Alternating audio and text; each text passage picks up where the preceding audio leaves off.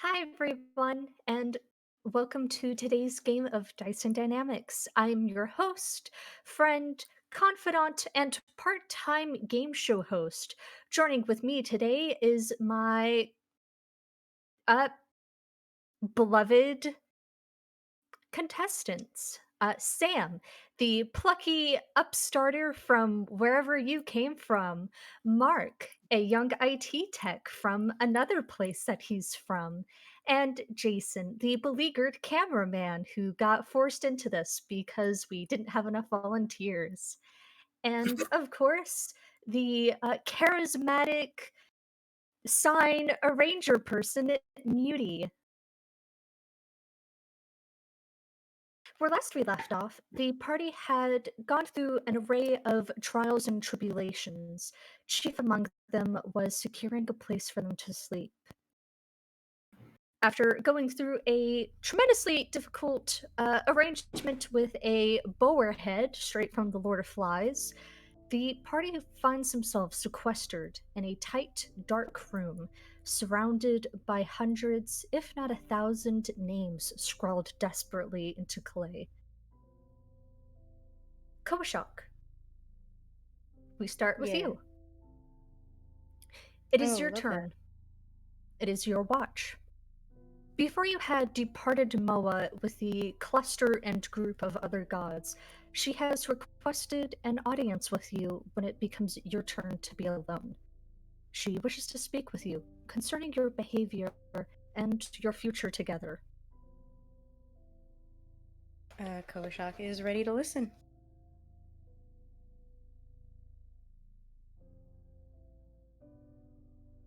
Hello? We can hear you. Okay. Oh Oh, gosh. Gonna be The one of DM curse has those been hitting fish days. hard the last couple days. um, really quick, I want you guys to know that I have 4 separate notebooks sitting in front of me. I got mine. Complete with stickers. If again, I'm gonna switch to my phone. Mm-hmm. Probably wise. All right. Fingers crossed it doesn't happen. He's ready? When did I leave? Are you talking with her? Yes. All right. As you reach down and grasp Moa, the first thing she says is, um, as much as this pains me, can you please remove Cubazon? I would rather have this conversation with you alone. And you can feel the weight of being separated. The having it twofold on you is a terrible feeling. Uh, he takes off Cubazon and Ijin. All right.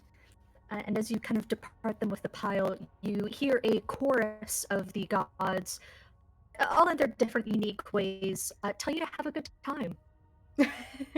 Aw. And sequestered with Moa, she leaves you very little time to recuperate before she begins speaking. Hello, Koashak. Hello. You understand what I am and what I do, that I govern the spheres of kindness and truth in both hands. Mm-hmm. You've learned from the Yuan-Ti that keeping yourself alive is keeping everything buried, and it worked. You are alive, you're present, but you are not flourishing. You are a gardener. You know a plant needs to be disturbed. Jet has changed his life by devoting it to Mistra. You talked about it with him. You were present. And you were present when he committed himself fully. His decision to commit, in part, happened by your presence, by the threat of your loss. You and the young Soldago have come to verbal blows, and you need to make a connection with him through the only thing you have in common, your children. Duvanov was hurt by what she saw in the waterfall, and you sit with the ability to ease that pain. For you, You've denied yourself the feeling of love. You're the only one in the group who was reciprocated in the navel of the moon. To put it in language that you would understand, Koshak, you are in need of a repotting.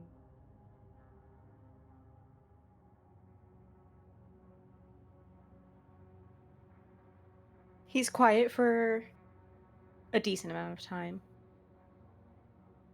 He looks back at the others in whatever state of sleep that they're in, or trance.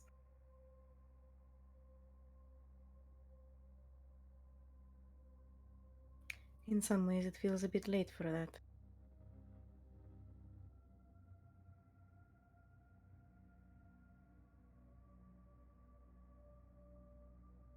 But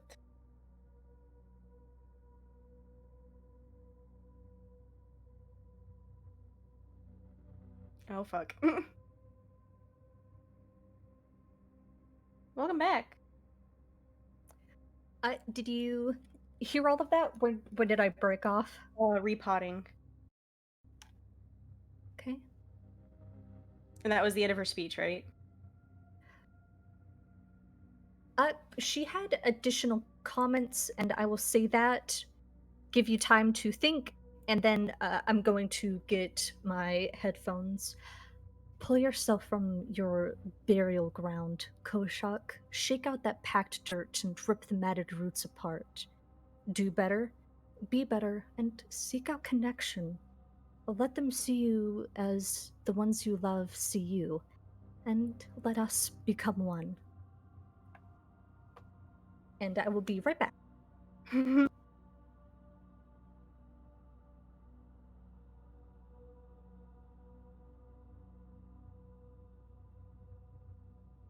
Interesting. The DM curse.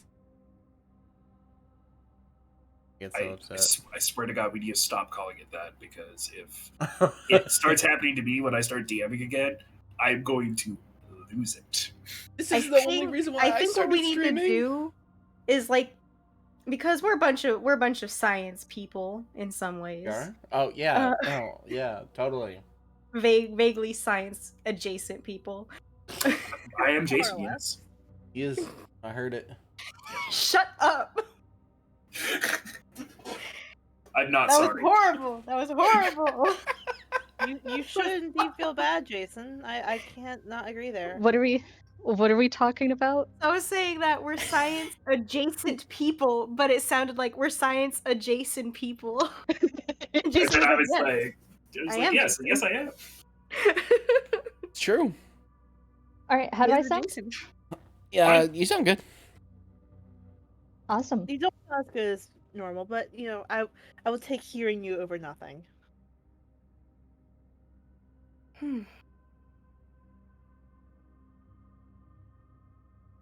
Moa will pull back from the conversation. She's still present, but she's clearly leaving room for you to respond.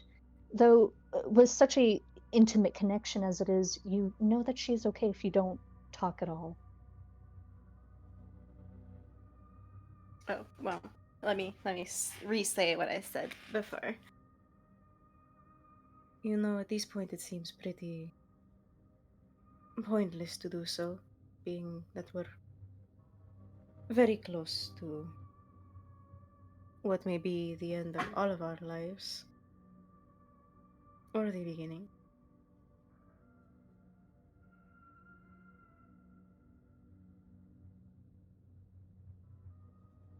I don't know if I can connect with them on much more of a deeper level.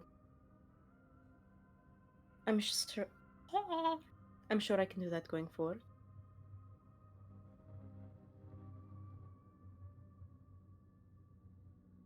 I believe that. I don't think there's ever a horrible time or a too late of a time to seek out and be vulnerable with other people. You can only strengthen the bond, but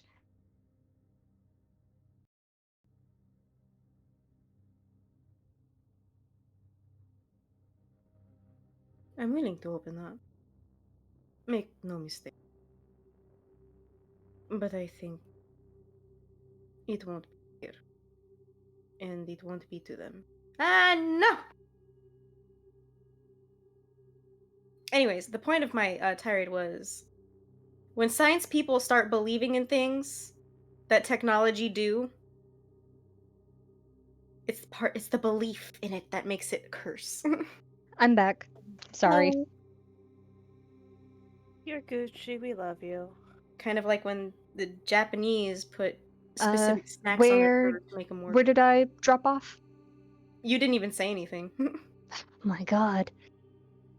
Moa is listening warmly and politely, and she'll say, well, whatever you pursue, don't let your imminent death get in the way of making that connection. Obalaka and Dwango have been able to rekindle those feelings inside of them, and I mean, for me and Cubazon, it was like no time had passed, but you know.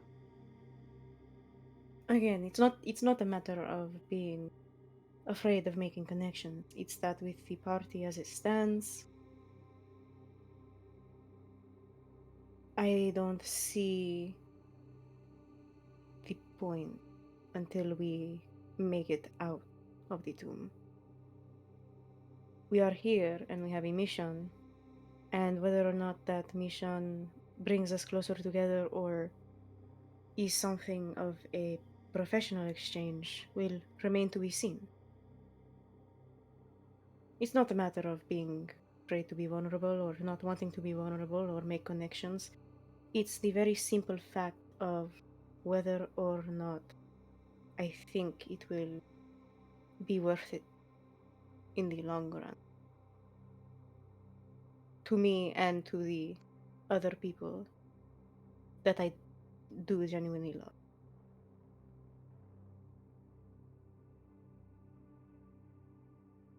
Well, for what it's worth, I think it's worth it in the long run, but I'm also not you. Uh, Interesting. Thank you, Kawashak. And you'll feel her pull away entirely. You can still reach out, but she's done with the conversation. Koshak leans back against the wall and just looks at the others as like switching vision between the others and the entrance until the end of his watch.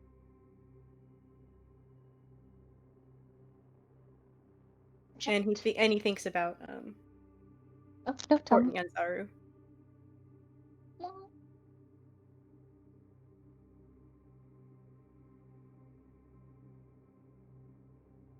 my earring kept banging into my earbuds. I'm so sorry. Oh no, it didn't hurt. Jet, you Yes. find yourself in a warm expanse. The sky is rising ever high, endlessly reaching upwards to a point you can't comprehend. The ground you're walking on is ground. It's soft but firm and made out of what feels like cloudy marble. Drifting on a swing hung on the moon is a beautiful half-elf woman with a river of black hair. Her eyes are blue, and you feel Mistress say, Jet, come sit by me. Um, I'm assuming the pull is to the woman swinging on the moon. Yes. Okay, Jet will sheepishly walk over, still a little confused about all this shit. Hi, Jet. Oh, You're having a mystic dream. it is very fast. Thank you. I wish I could say I'd make this, but the visuals are charming though. I spoke with the husband and he said, well, I like going for the swing thing. So here I am, even though he isn't even here. Stupid, right? Come, take the swing next to me. Do you want to swing a little bit? It's like a hammock, but better or worse? I can try. Okay. Jet goes over and sits down on the swing and, just slowly rocks back and forth on his heel. All right. And then she'll pick up her feet and start a full-bodied swing. And she'll talk, but the talking is as if she's right by you, not moving. It's very Oh, close, and you good. can hear her very crisp. I got a little afraid it was gonna So, be one of those and be like, so Jet, I wanted to talk. um, Sorry. so you've accepted as my champion. I yes. Excited? Nervous? I kind of don't know what that means. It was never something I looked up because I never thought it was gonna happen. I get that. Um, well, that uh, leaves me to begin my monologue. I was going to ask you what you thought it entailed, but you've made it clear you're not exactly sure. No. Well, you will be my champion. My daughters have died, and you have big shoes to fit, roles that need to be filled. Okay. The my destiny, the tapestry of the arcane, needs to be maintained.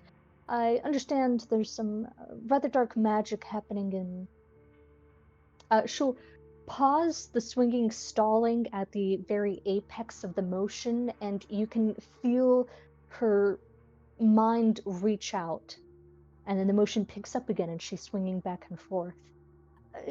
There's magic going on in just about every corner of the universe that's being exploited and ruined against my will. So uh, you will find yourself very busy for the next rest of your life. Oh, exciting. Very. And what? Okay, what exactly am I going to be doing? Like, exactly, because that was very broad. Hmm. My other chosens never quite asked this, but none of them have ever really questioned me. This is new. Um, that's why I tend to make my children my chosens because they don't ask what mummy wants them to do. Um, you Start. will go into places, you will feel the dark magic being abused, you will go there and you will administer justice until it is fixed. Or place yourself in such a government position that you're able to keep your fingers in all the pies. Uh, okay. So that's a lot for to deal with, before I finish this situation. Well, you won't. I mean, obviously, this takes precedence, but afterwards. And is a okay. I never thought I would be going into politics at all after seeing how stressful my parents got. Hmm, if they call to you, you don't need to, but I never really considered the weight of politics with the grandstanding of the arcane at hand. Then where will you think I would go to have my fingers in all the pies, as you said? Uh,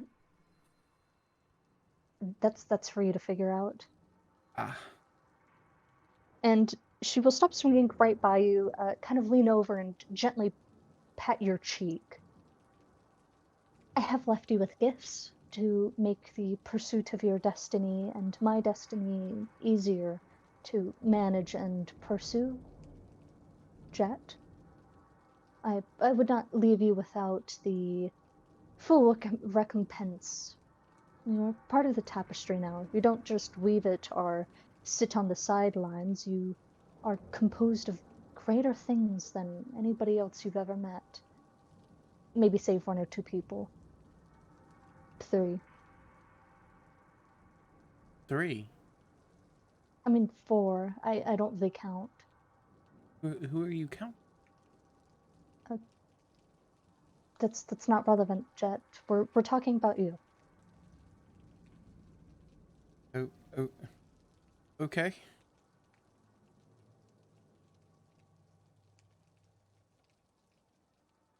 This is a lot. This is a lot. I Yes. am I at least going to be able to ask more questions, given that I'm not one of your daughters and I kind of don't really know what to do off the bat? Of course, Jet. I would not leave you wonderless or without direction. If I can't answer your questions, I will find a channel to answer them. And you don't give yourself as much credit, Landier boy. You're very capable. You've made it this far on the weight of nothing but your ability and your understanding of the magic that you wield.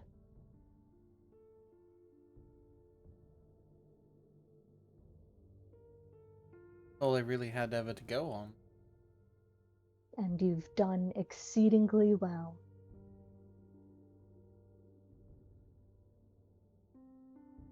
It kind of looks down for a second, realizing like what he's accomplished, so his mind is like racing even harder now.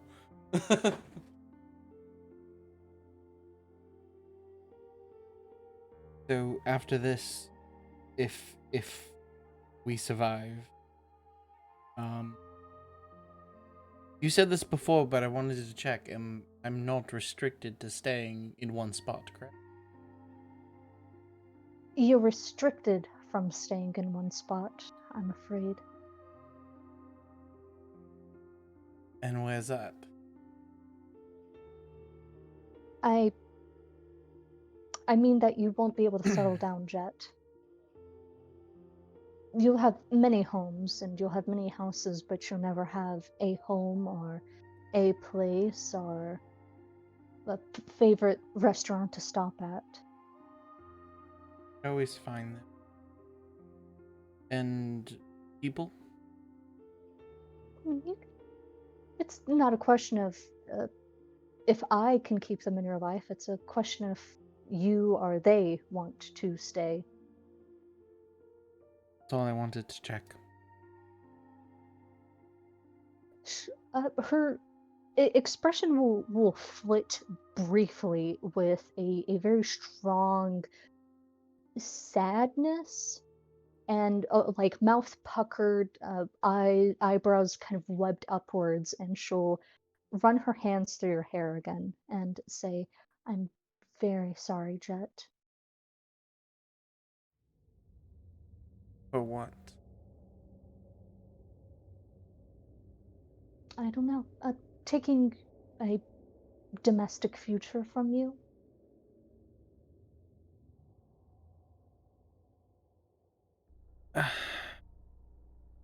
It was until this trip I didn't think it was going to happen. So I think I'll be okay with it. More so, not something I was expecting to be forced on me, more volunteer, but I don't think that's my concern. That puts me at ease, dear boy. And she will take your face between her hands and she will very gently kiss your brow. And Jet, you will wake up and get a handout. Oh god. Oh no. Oh no. Okay. Ooh, Jack gets a handout. I'll put this on stream. Hold on. There we go. So if it pops up, I'll see it. 1 second, I gotta figure out how to do this. Ah, there we go.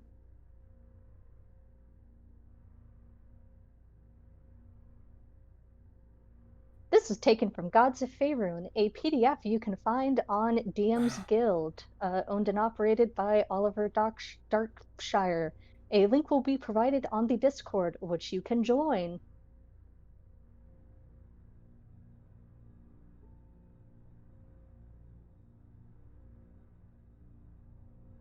This is something we can discuss in length later. You know, I figure there might be some adjustments that might need to be made during the course of the game, but enjoy. Okay, thank you. Okay, I'm gonna stop now. All right. Okay. Zolarago and Duvanith, nothing of note happens during your rests or your sleep. But on your rests or on your sleep, do either of you do anything of note?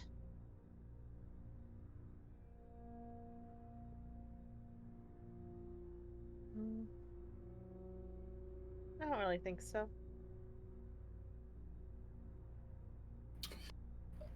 With the exception of marking her backpack, Dubonnet doesn't do anything of note. Just tries to get the best rest possible. And that you do.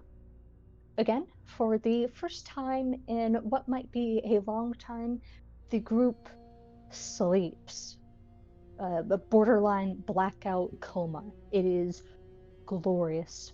You wake up feeling every single bone in your body kind of creak with relief, and you all are in desperate need of getting a massage or your back popped or something of note. But you feel good. You feel relieved. Soul sits up and Oh! it's like someone's like stepped on a bag of Lay's potato chips, and he's like, ah, like cracks it again, Ugh, I Fish, don't miss real this. quick, remind me that I do want to talk to you about this. I see a few questions. But I love this. This is fucking amazing. Oh my god. Yep. Duvoneth will stand up using one arm, the one that wasn't inside the giant boar's mouth, to like pop herself up, and will just second time I've woken up feeling like somebody's ripped my arm off. At Well, least this it one wasn't was ripped big, off. to be fair. Both times they weren't actually ripped off, which is good. At least Positive thing. positives. Gotta look at the positives. All right, so what did Withers say? It's through the little crawl space near the skull, past the golem, to the vault to exchange the keys for one humorously large key. I believe so. Yes, it's through the other door where one of the things we're guarding, and essentially go through there, watch out for this. I think he said there was another one of those creatures, and then it should be right there. Which Yes, it was crawl space through the room that had the gold skull in it. I will be teleporting you guys so you don't actually need to worry about walking. Okay, Uh, I just wanted to verbalize that I remembered Withers' instructions because I figured that was what was going to happen. okay, no, it was very sweet. All right, Decent which way do tries. you guys leave?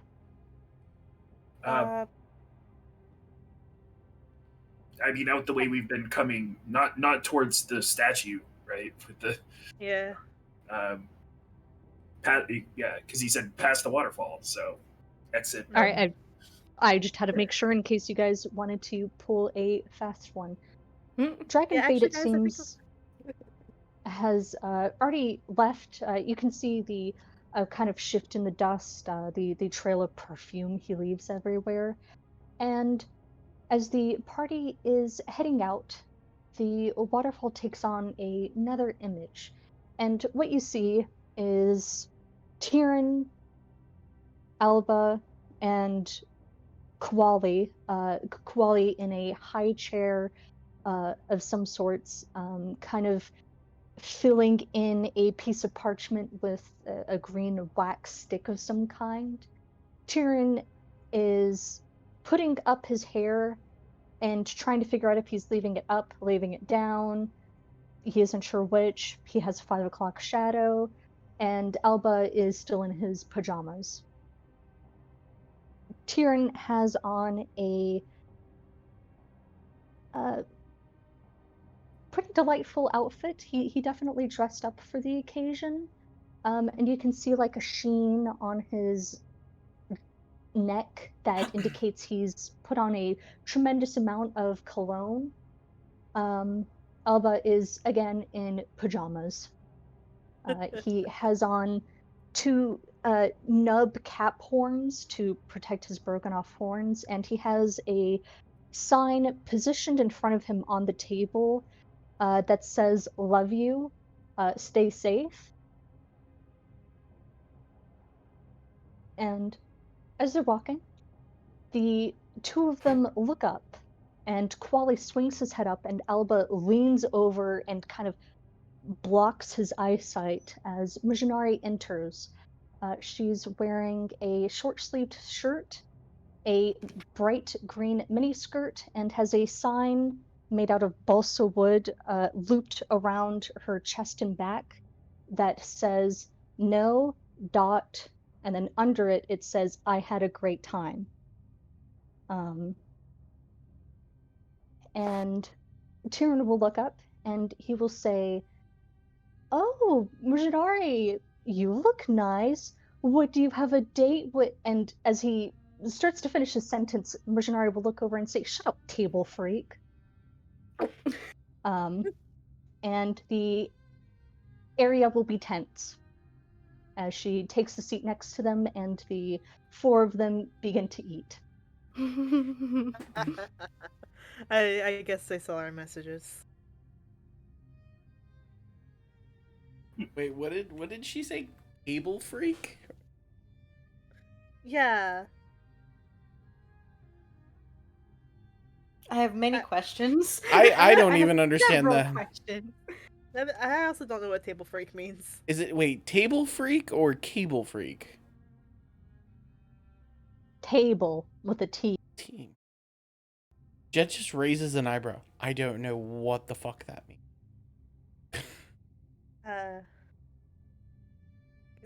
Soul looks back at his backpack and will add like a couple more hearts to all the chalk that he's already that's already on there. Jet will walk over. Can I borrow that? Oh, it's technically Duvon's chalk, but sure. I've got plenty. pass it. Everybody can use it. Jet's gonna quickly write hair up and then put the symbol of Mr. underneath, and then hand it back to Soul. Soul will take that back and borrow Jet's backpack and say, "We can't smell you through the water." Kojak will hold out his hand. Oh, there you go. We're all just sending love notes. And on his bag in Abyssal he writes, "I miss you, behave yourself." Oh. We should, And then Soul hands it to take- Duvanif. Actually, can I have that back for 1 second? Thank you. The community chalk. He has like 5 pieces of chalk. I don't know why we're doing this. He'll like quickly wipe off the note, say message list, and we'll instead write, "We're leaving the spot where we can see you. You don't have to try anymore."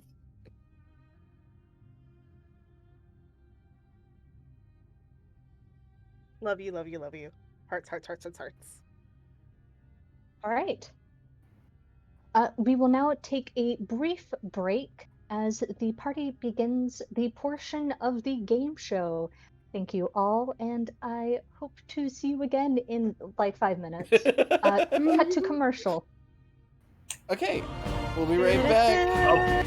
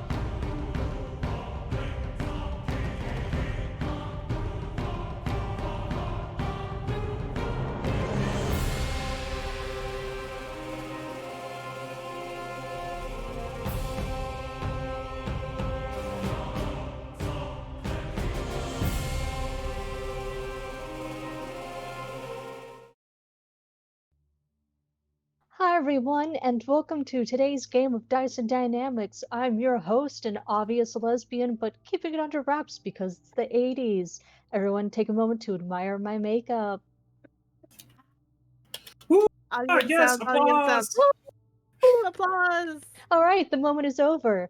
Suck ups. Thank you, guys.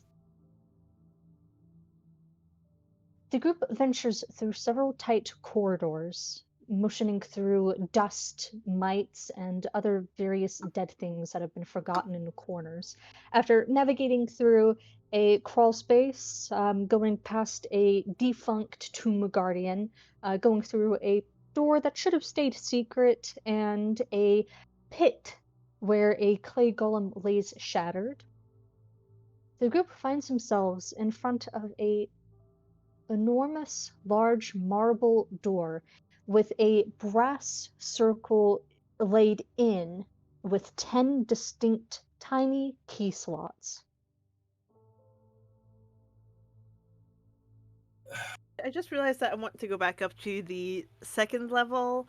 I think we can move on from here, guys. I don't think we need to do this part. Oh no. Well, all right. Well, okay. And do you want if we'll start removing the keys from the key ring and matching them up? It's not canon, but I just had the visceral image of like Solidago being like, actually we should probably go check out that stairwell, and Cole just like reaches out and grabs his forearm with surprising strength. Yeah. So like get some of the top ones for Divanith. Do we have to turn them, do you think? Or do you think once we put the last one in, it'll just open? She says that she puts the last one in. As you put in the last one, some dust kind of puffs out. Gears begin to turn, and then the door lifts.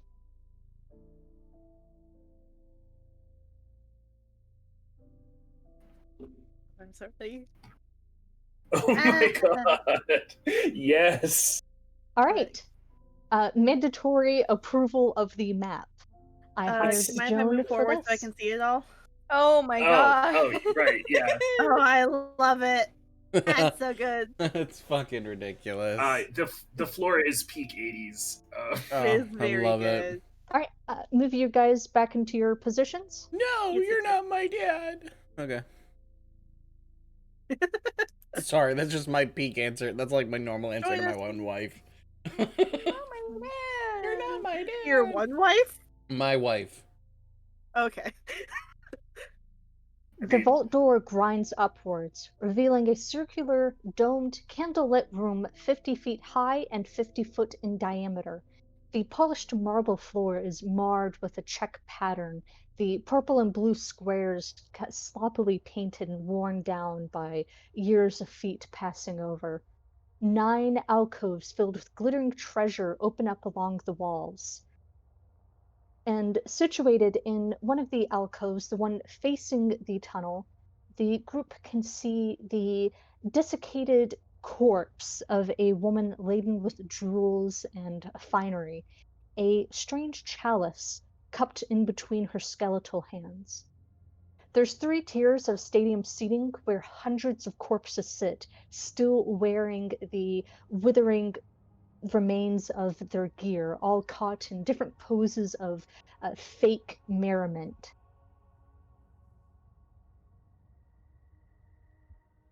As you step into the room, the door behind you grinds downward, blocking you off from leaving. The 100 candles in the alcoves begin to flicker in some sort of distinct rhythm and then flash in pulsating, changing, bright neon lights. A voice beckons you in further. Welcome to the Vault of Doom, foolish adventurers. For those of you back at home who haven't tuned in before, these puny mortals will fight for their lives for a variety of trivia about their world. The adventure and combat challenges over 6 rounds. Now, please, can you all walk to your corresponding colors? Duvaneth, you are on red. Koashak, you are on yellow. Jet, you are on blue. Solidago is on green. Thank you. Take your time. Take your time. We're here for a key, actually. I have a quick Get into the question. positions. Shut up. No. Oh, jeez. Why am I yellow? Why isn't Solidago yellow? Because It's he relating didn't. to like the different like seasons you represent. No. Okay. But blue's different. No, I Green. am Because Omuan, so yeah, because you're Solidago. Get in green. Stop moving. Sorry, I wanted to clear the space. All right. Sam Thank had you. ADD. It As was bothering the me. podiums rise just an inch above the ground, but something that sticks out to you, Koshak and Duvanath, you can tell that there's this inch gap in between the podium and the floor, indicating that it sinks down. As you all step in, the water crashes down behind, coming from sort of circling around the entrance that you came in through, and thin four curtains opposite of the seating, and you see your faces blared up and amplified on each one. The strange neon lights just emphasizing your gaunt features, the bags under your eyes, and how none of you have washed your face in over a month. And then this thunderous blah blah blah blah blah blah, like amplifying over the speakers, just kind of rattles your teeth. And a strange hulking spheroid body with a central eye and 10 snake-like eye stalks floats down from the ceiling, flickering in and out of existence. Floating in front of him is a foot-long bow tie featuring ducks.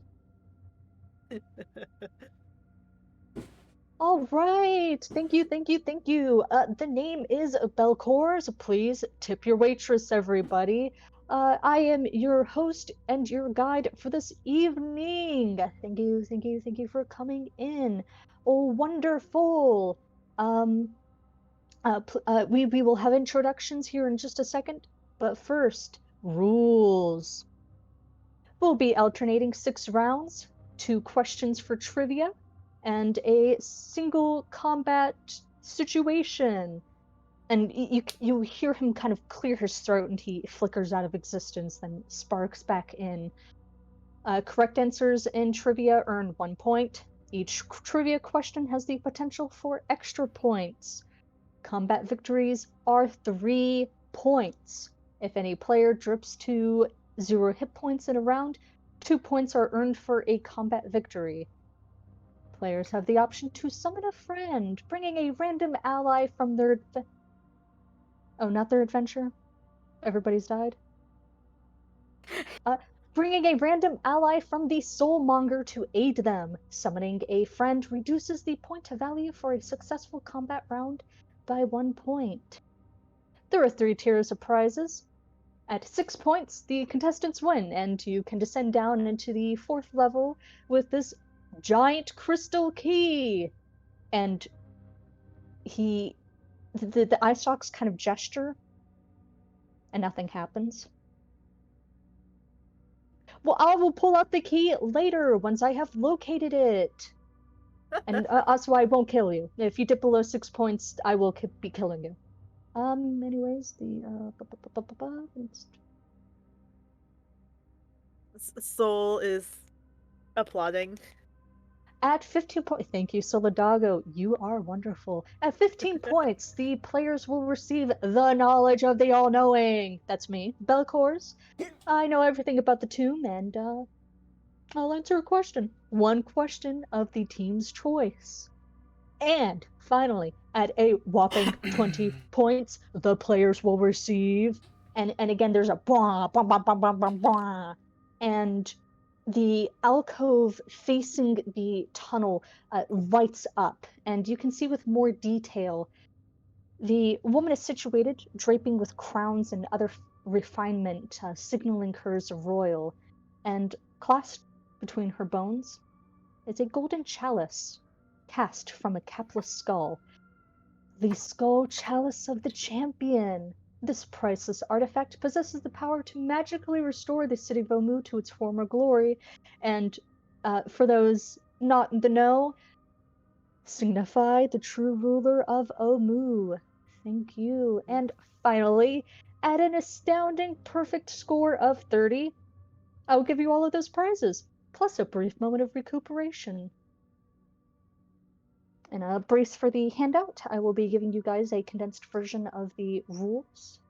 Ooh, Okay. I gave you guys the right one, right? Yep. Yeah. No, That's I'm the sorry. rules. It opened and I'm staring directly at the floor is lava, and I'm like,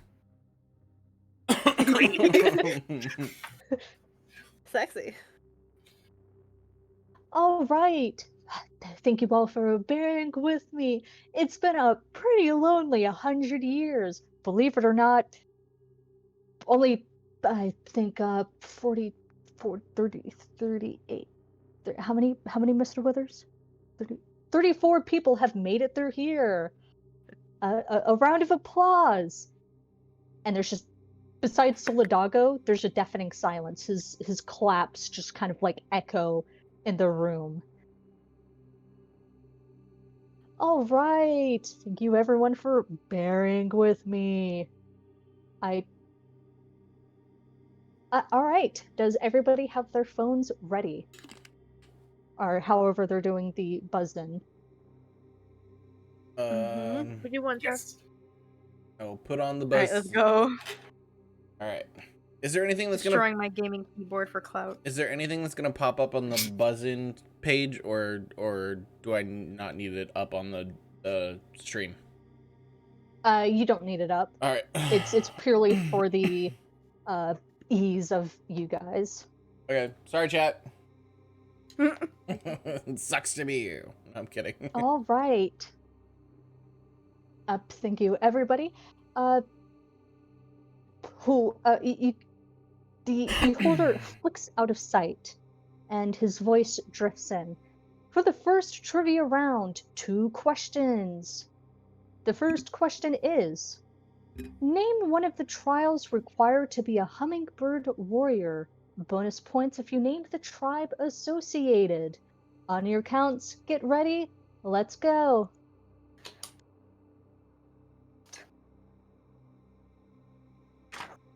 All right. Duvanith Elenos is a young archer from Neverwinter. Duvanith finds herself with a very strange crew of accompaniment and I'm sure the delight of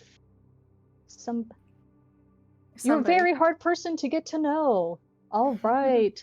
Duvanith, your answer. Suffer the bite of a zombie.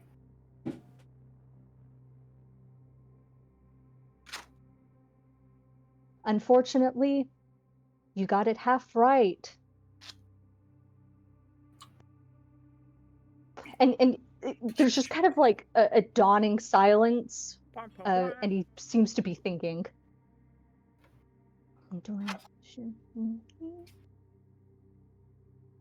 And then, coming from the podium, a strange burst of lightning or electricity kind of shoots upwards, stabbing at your legs as everybody takes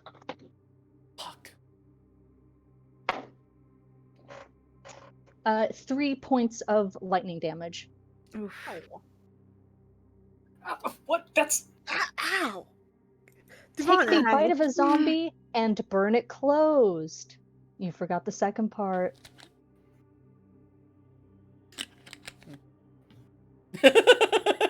honest. so you're saying that I was right? No, you were half right, wrong.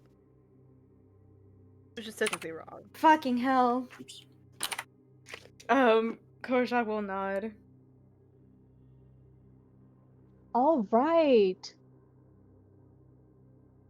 The second question. Name the architect behind Nangalore are, as many people know it, the Hanging Gardens of Omu. Bonus points if you list their occupation in or outside of the court. The countdown begins now.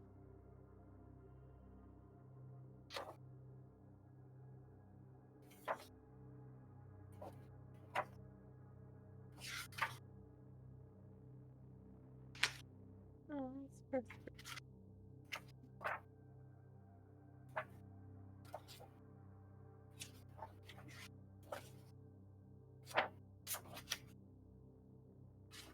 I God. love the It's- ambiance. It's on a timer. Fuck. Yeah, it's on a timer. 30 seconds. 30 seconds.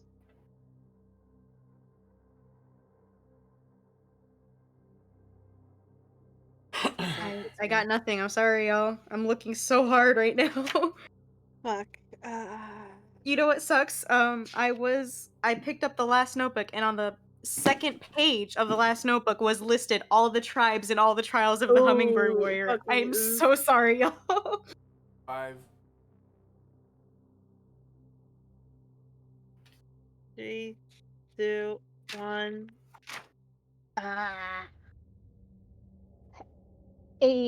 Another pulsating bwah, bwah, bwah, bwah, bwah, kind of echoes out. Up. Timer's up. The question answer you were looking for was Therote, Valkyrie's consort and champion. Sucks for you guys, especially as you now take. Oh dear. Yeet. Yeet. Beholder time, Especially as you. Sorry. Especially as the group now takes 7 points of lightning damage. Ow.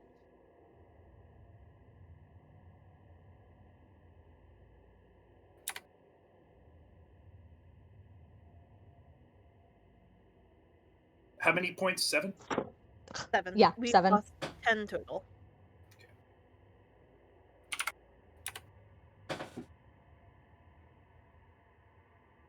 These are tough questions. No, we're always going to get them wrong. I got the first one right, just not right enough.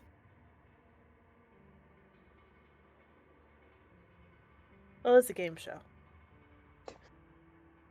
All right, wonderful. Thank you all for playing along.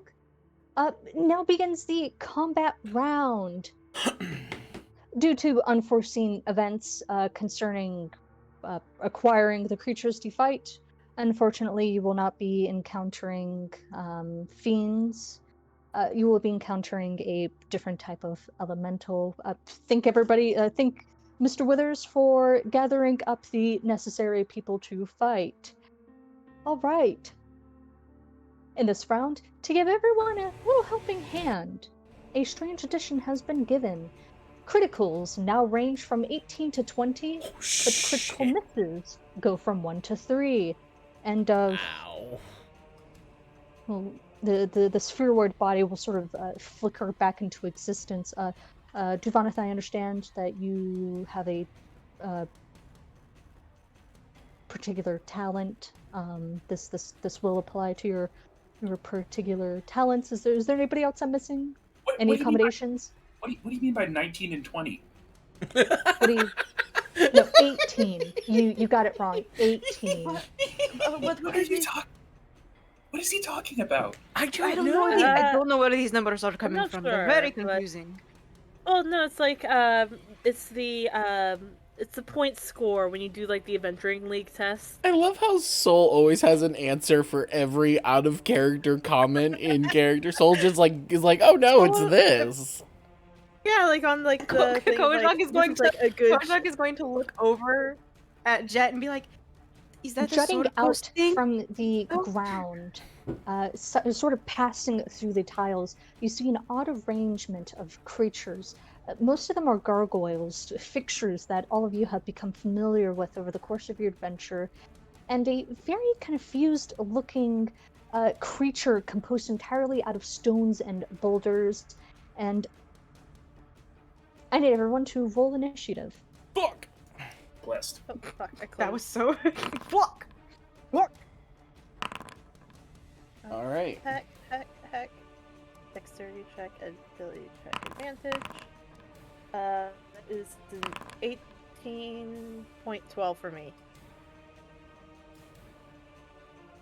Okay, what is it? 18.12? 18.12. Nice. Yes. Yes. Yes. Also, I'm sorry, Belcours is a dick. No, that's No, fine. you're fine. Here, but you know, Giovanna, notable daughter of lawyer, has some opinions about the way that you should be able to answer certain questions. All right. Let me. Yeah, have you ever watched a game show at the Thundering Lizard, Devana? It's right answers only. Oh my god. As the combat begins, the floor sinks deep into the ground, leaving the alcove far out of sight, and the stadium goers sort of having their vision blocked. But you can see through the water curtains, there are 4 angles that have sort of pinpointed down, allowing the viewers a close look at any moment in the game, leaving Duvaneth at the top of the turn order. What you see are 4 gargoyles and some kind of creature composed of stones and boulders. Okay.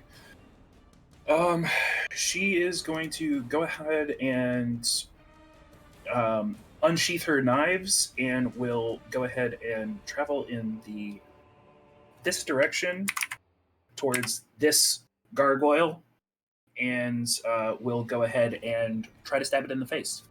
All right. Fuck it. Oop.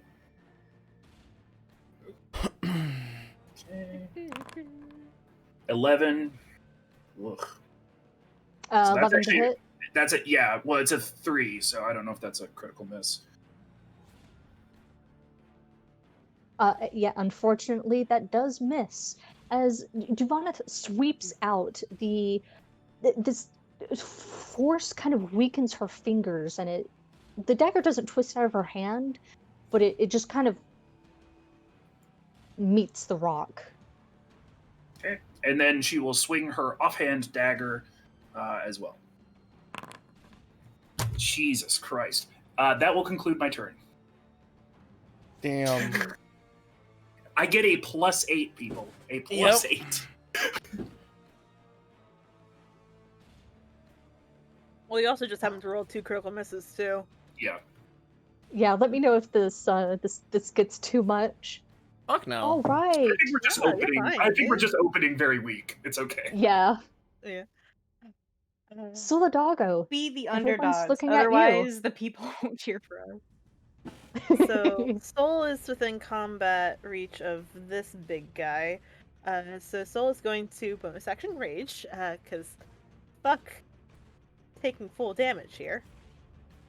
And he will shift off of his podium and hit this dude several times, taking out Mimihez and Wongo to attack. Attack, normal. And he is going to, after he takes that first attack, he is actually going to also, reckless, that's the word. Got it. So, my lord. 14 to hit, crit miss, and then Wongo gets to go.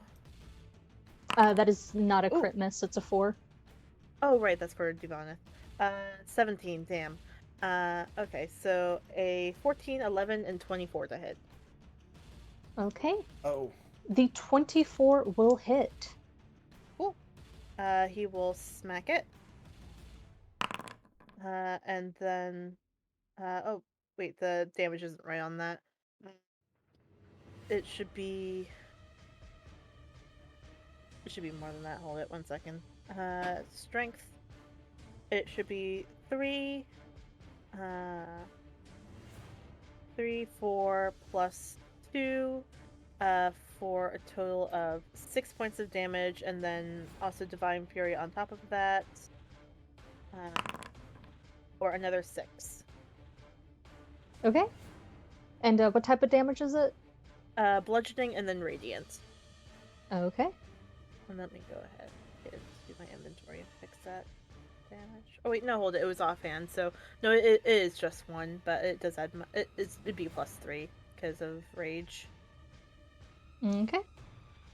All right, you You do a decent chunk of damage, clipping in at the knee of the beast bearing down on you.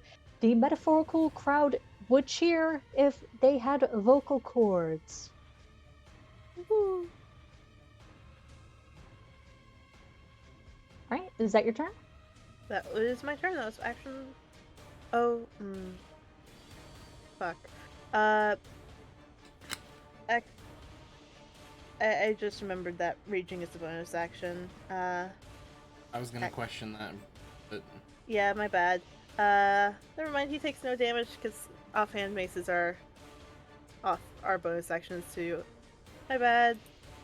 Oh, no problem. Thanks for being honest. It completely... Alright. Bearing down on this creature, getting a taste of what Solidago is really in for with this fight. Koashok. The crowd looks at you.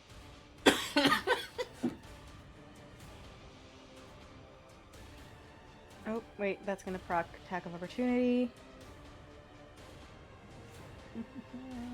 Pulling this to test.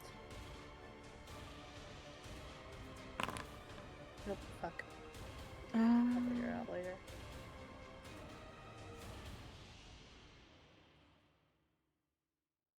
All reliable for now. I was waiting for it.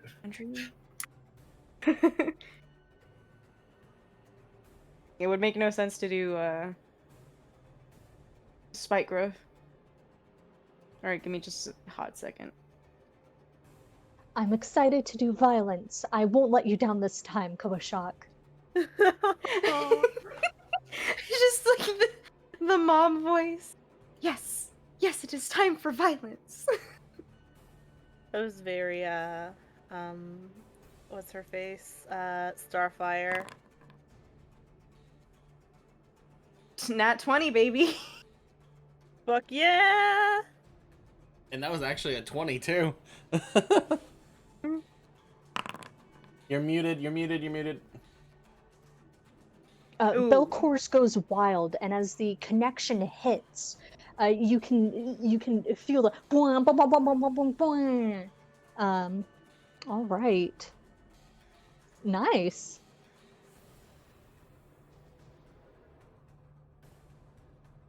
You do a solid hit. Alas, damage iffy. It's still damage. Damage Is that your turn? damage. That is his turn. All right. Now, we finally get a taste of what the tomb has in mind for these creatures. This strange gargoyle is imported from the finest reaches of our home, which is about 2 miles upwards. Thank you, everyone. We are calling to the floor. Weird Gargoyle 1. All right, Weird Gargoyle 1, what are you doing? And there's just like a deafening silence. Awesome! We have a great audience here tonight, and the gargoyle facing down Koashok is going to look at his hands and kind of shrug and start beating down on you, Cole.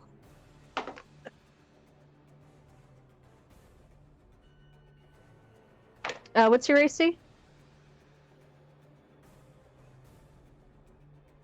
16. Okay.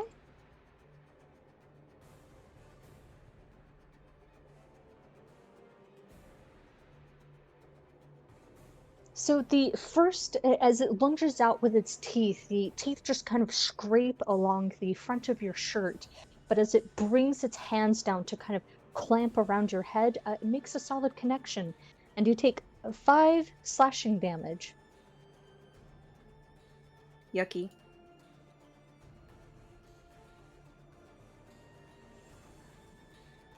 All right. This concludes its turn. Thank you. We are now bearing down on the true boss of this fight.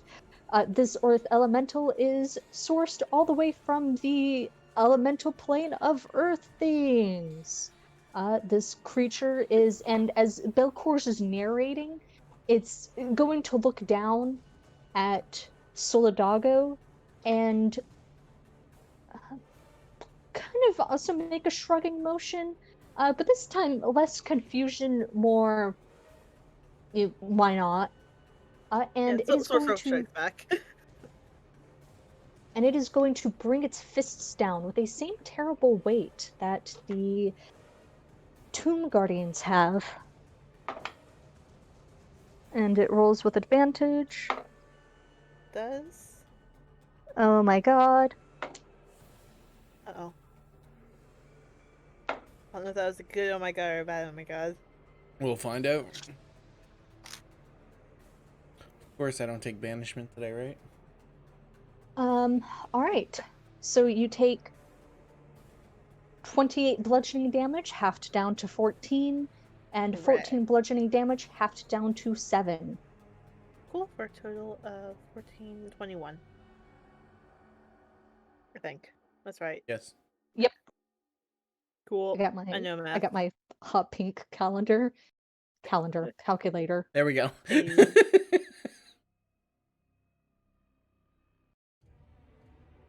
Hot pink calendar, you say? Damn, I didn't know she was putting one out this year. All right. Jet, She a has wonderful range. boy coming all the way from Neverwinter, coming from a quite acquainted adventuring noble family known as the Land Deers. Jet, I speak for all of us when I say we are wanting to see what you'll do. Come on, World Wonder, give us your best. It's like looking around, like, and then gets focused. He will.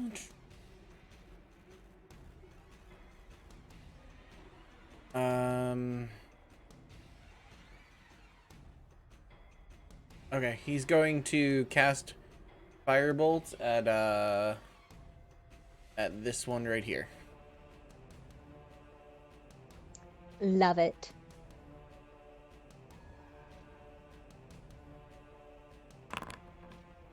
All right. 17. A 17 hits, landing solid against the chest of the creature. 9 points of damage. All right. And yeah, that'll be his turn. Welp, that's damage that hadn't previously been done to the creature. Thank you, Jet. We love your contributions. Never look to the other gargoyles. What are they going to do? Alright, the gargoyle that had been bared down upon by Juvanith is going to reach out, sinking its teeth, then kind of going for an undercut. And the teeth just kind of blunt themselves against Juvanith's shoulder, seeming to have failed in the same way that Juvanith's dagger had failed her. Your AC, what's it? 16. Alright, it meets just even, and you take 5 piercing damage as its fist kind of punches you solidly in the stomach.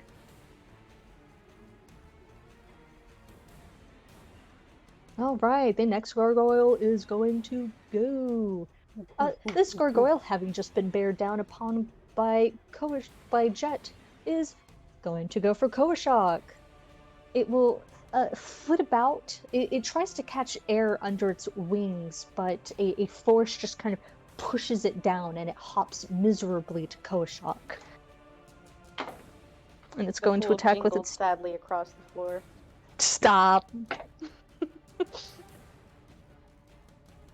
Alright, both of its hits don't go anywhere. The first one just fails miserably, chipping one of its teeth against Koashok's kind of turtle shell hung on his back, and the claws just kind of scrape down his chest.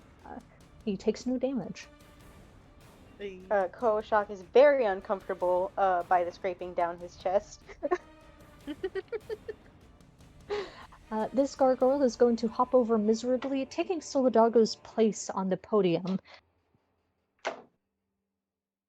And shocked by its presence there, It's going to look at Solidago, then look at the giant red button, and just start hitting it furiously, delighted at the sound it makes. And do nothing to Solidago. Duvaneth, top of the turn order. We are looking at you. She like having just knocked her knives against this stone face, whatever. She's going to take her buck knife and sort of slink it up in her hand and toss it to the side and look up at Bellicor or whatever. And she's like, "Fine, if this is about an entertainment product," and she'll slip away, step 5 feet away from. Oh wait a minute, give me a second on that. Mm-hmm. I just gotta make sure I'm doing this right. You're trying very Is it possible to be a warlock to a beholder? Yeah, probably. Yeah. I mean, Yeah. it'd be Then I an believe otherworldly. this is airing on every warlock channel, by which I mean it's being sent directly into their brains. Yeah. That's very fun. This is the creature. What? Okay. No, actually, that's not going to work, unfortunately. So, what I will do is I will go ahead and, in lieu of doing what I was going to do, which I will still do later, I am going to swing my knives again at this gargoyle. All right. Come on, crit, crit, crit. 18. Hey, that hits. Lovely. Oh, I love that.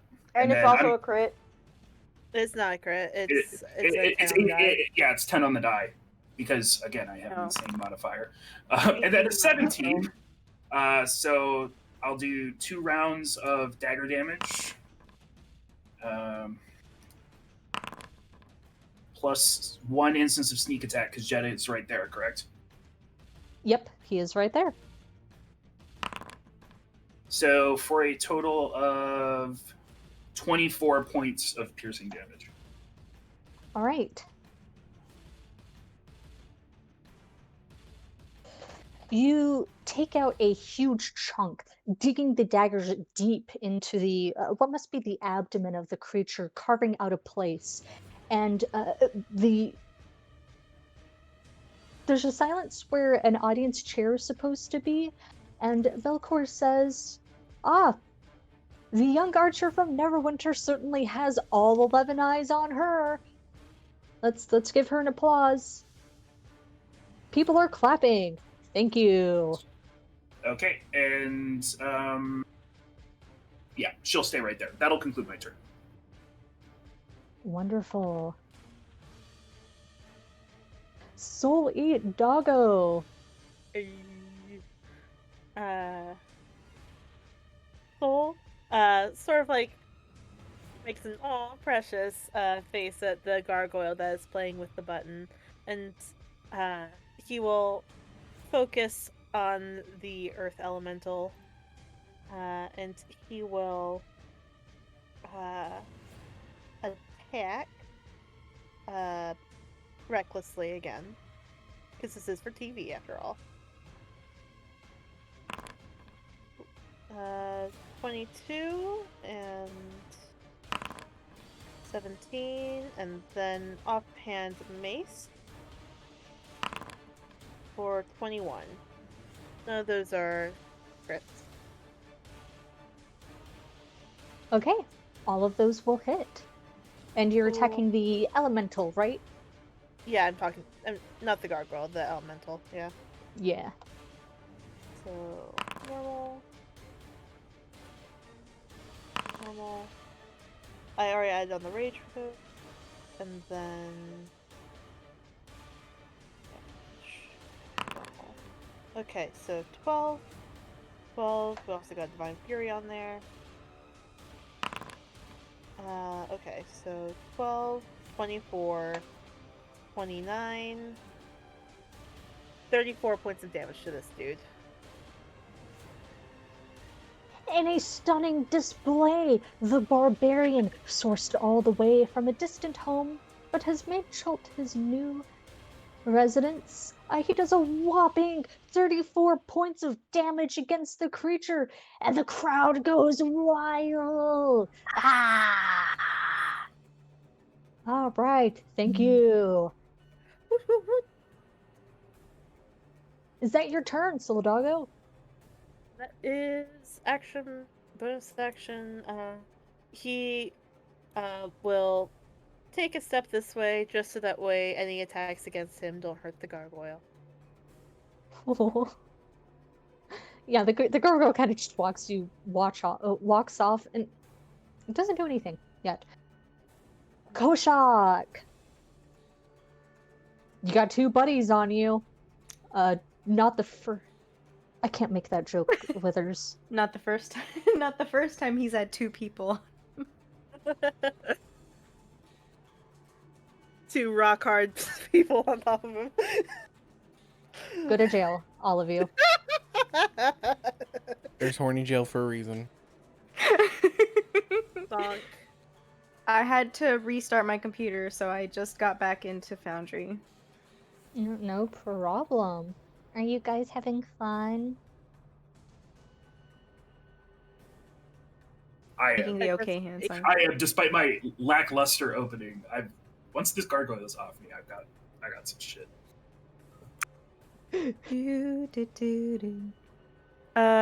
Koashak is gonna cast a sexy little thunder wave.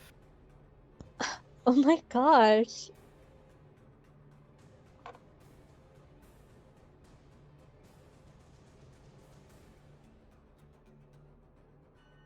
What?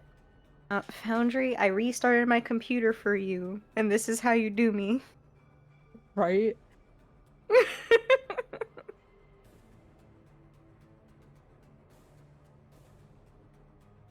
Oh, many things are happening right now. None of them good.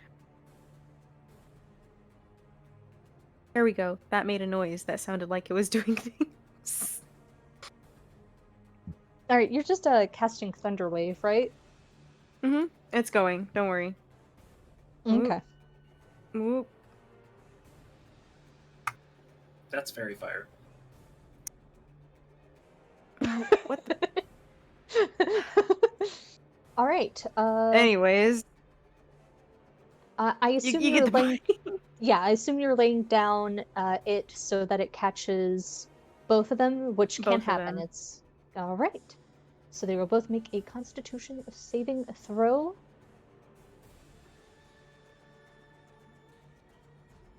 Anyway.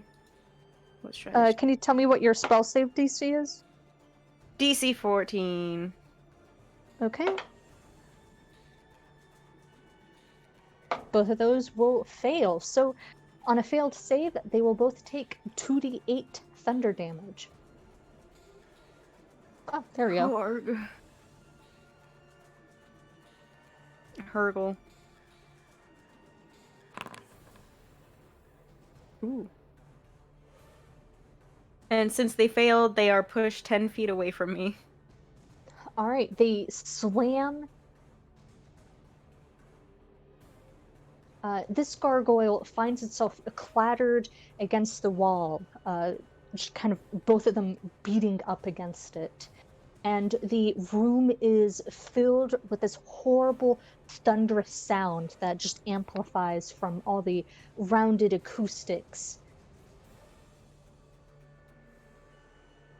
Okey-dokey.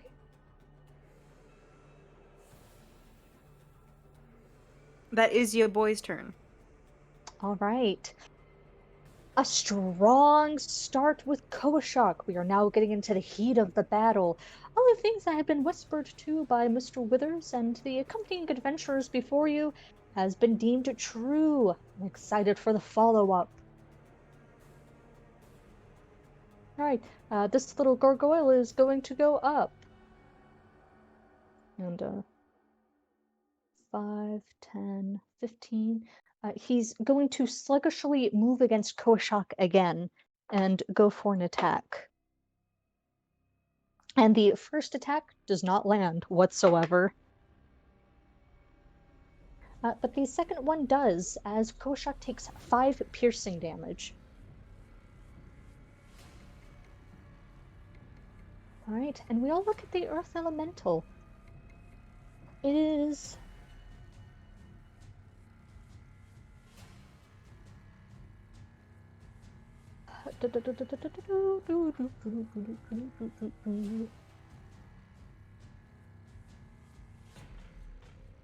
the creature is going to study Solidago and then move away from him, lumbering its large body towards.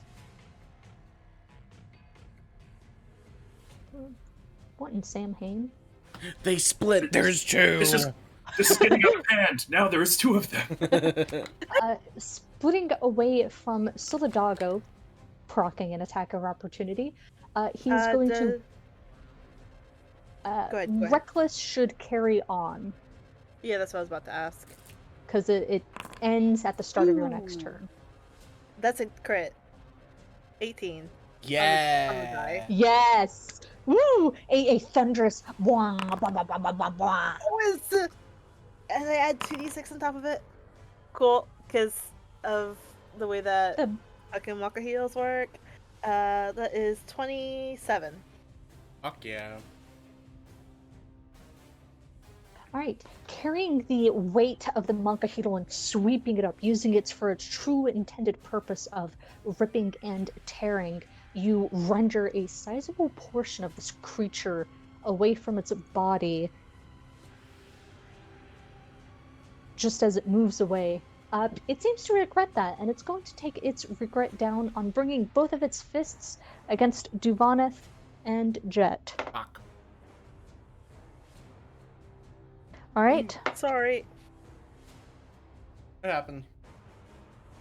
The fist against Jet hits solid, bonking firmly against his head. But the one that shouldn't have landed on Duvaneth just kind of warbles down a force field of some kind. And Jet, you take 28 bludgeoning damage. Ooh. Okay. And we find ourselves wondering, what are you going to do, Jet? Oh god. Well, I can't take another hit like that.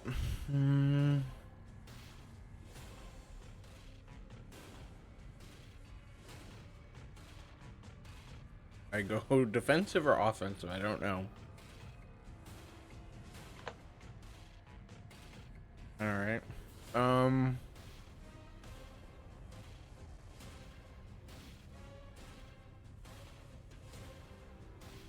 Jet is going to cast Spare the Dying. No, sorry. Jesus. Sacred Flame. Losing my brain cells Yeah, very tonight. different. Has to make a DC 16 Dex save. Okay, The Earth Elemental. got it. It fails. I could have told you that without rolling. I still wanted it. Wait, no, I hit the what? Oh, I rolled the wrong thing. 17 points of radiant damage. Oh my gosh, the thing is just getting beat up. Yeah, I feel bad for it. Well, it just hit me, so meh. True. And bonus action, he's gonna healing word himself. All right. We 7. see the wonderful Landier boy begin to heal himself. That is an interesting ability, watchers at home, sourced to all clerics. Is that your turn? Yep. All right. We start off with the gargoyles. This gargoyle is going to attack Duvaneth.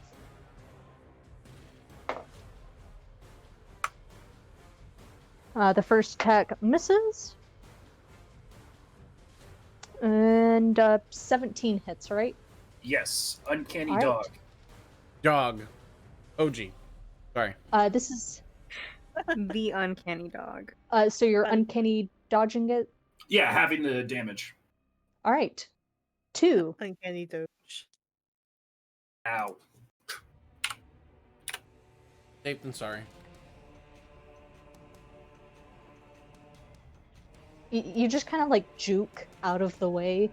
Wonderful performance from Duvanis. Her acrobatics is legendary, and the hearts of us here watching. Thank you.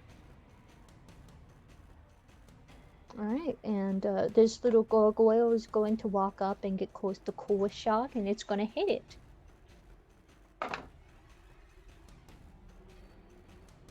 That is going to hit. Oh, whoa, what's this? And that is also going to hit. All right, the first attack hits solid, its teeth biting into your shoulders as you take 10 piercing damage. And the second attack hits, but not as much as the first, and you take 5 piercing damage. So that's 15 in total.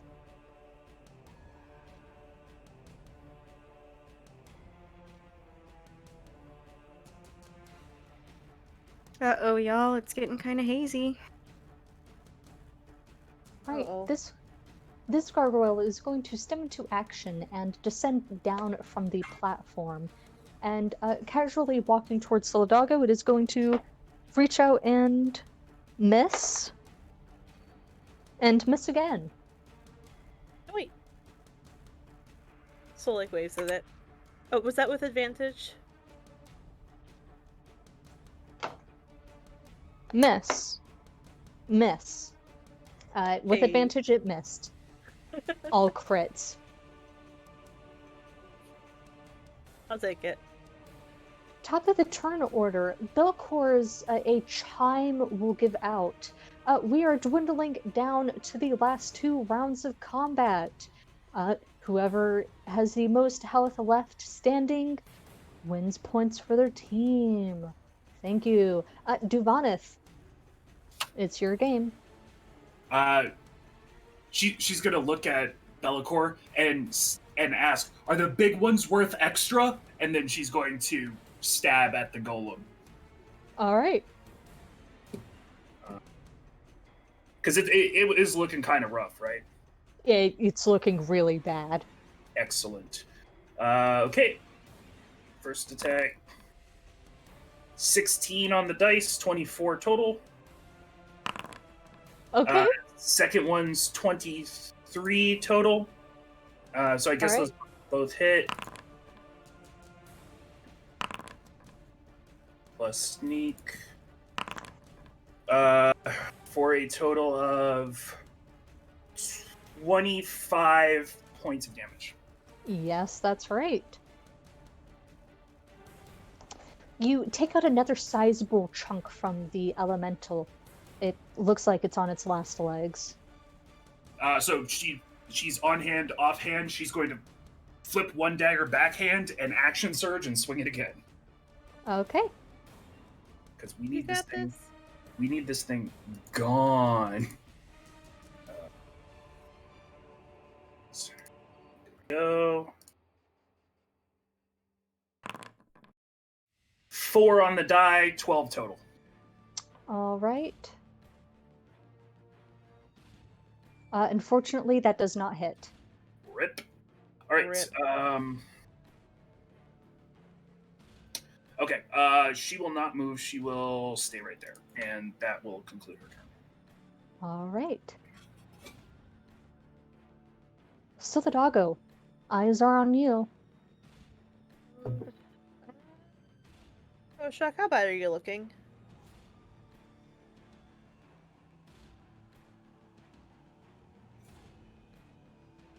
Half health.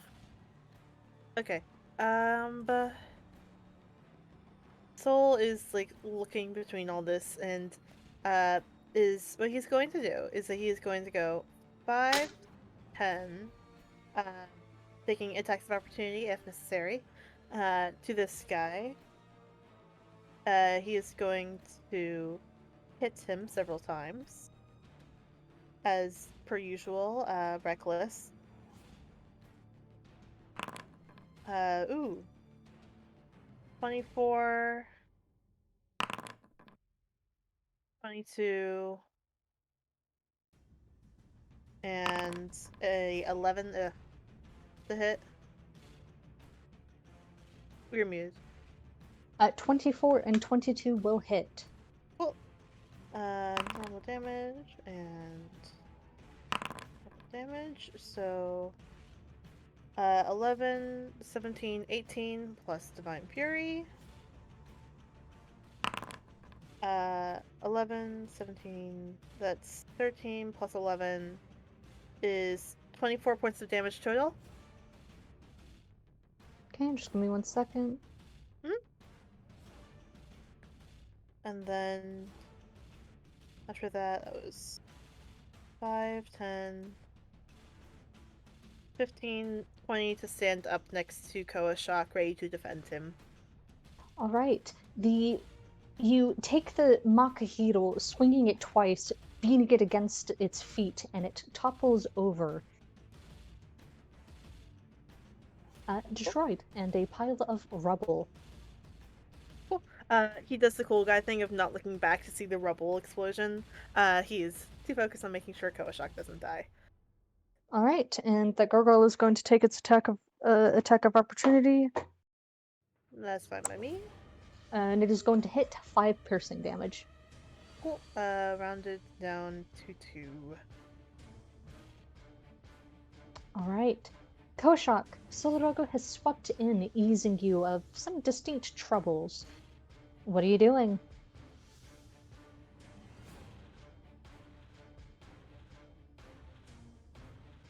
Koashak, this you.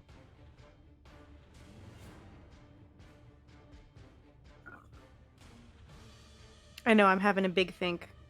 Oh, okay.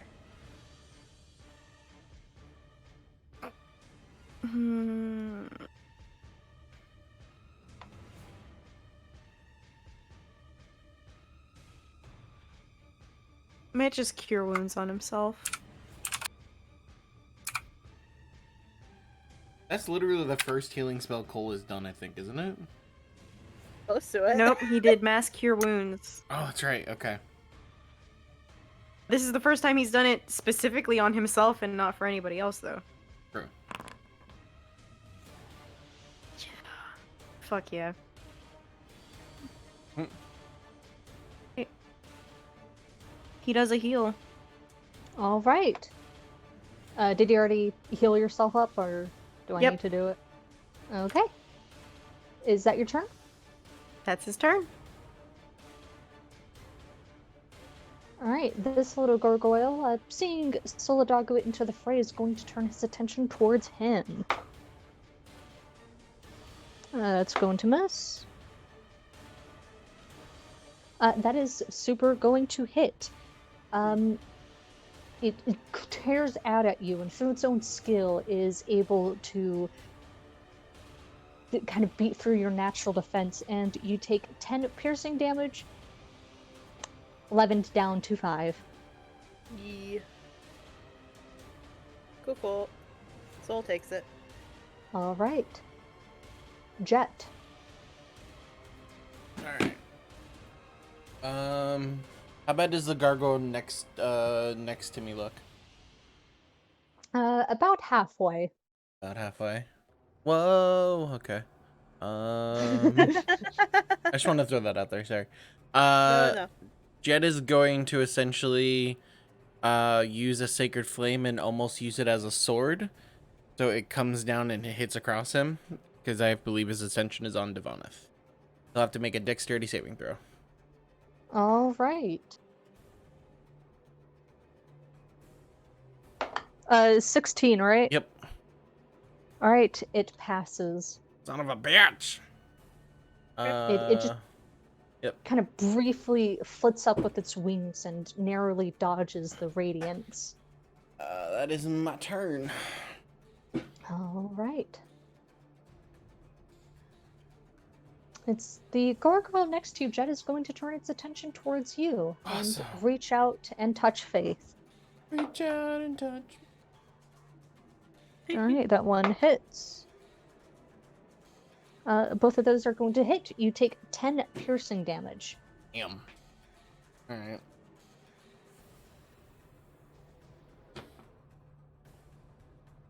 All right. The gargoyle facing Koshak is going to kind of skirt up and then bear down on him. And miss.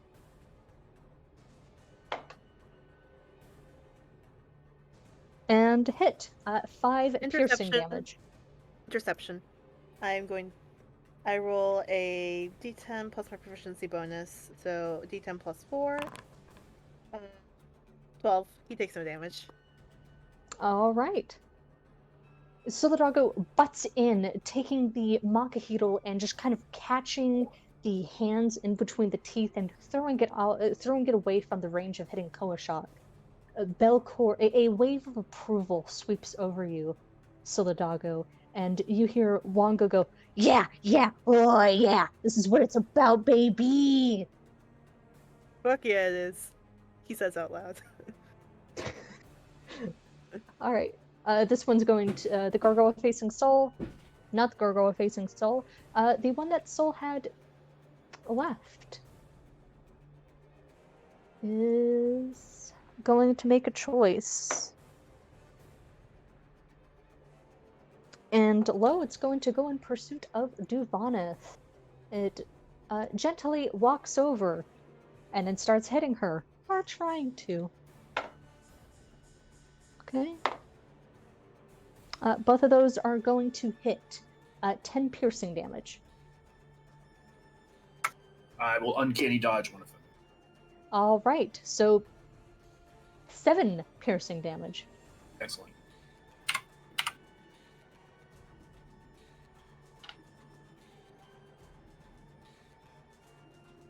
Top of the turn order, Belcor's voice fills the air, and he says, "Last round of combat. Whoever is standing after this, we will tally up the metaphorical hit points and see who wins." Duvaneth, we look at you. I have one thing I really, really want to do, but it's just so stupid with being surrounded by fucking melee people. Yeah, you know what? You only live once, and if I hit, it's gonna be like monstrous. Duvaneth is going to go ahead and, as she's getting boxed in, swing her hand down to her pistol, will sling it up, use her bonus action to aim, and will pull the trigger. So, Fish, this will be up to you how you want to rule it, because technically she gets 3 dice when rolling at advantage, but technically she has disadvantage because she's in melee. It's up to you. Just tell me how to roll it.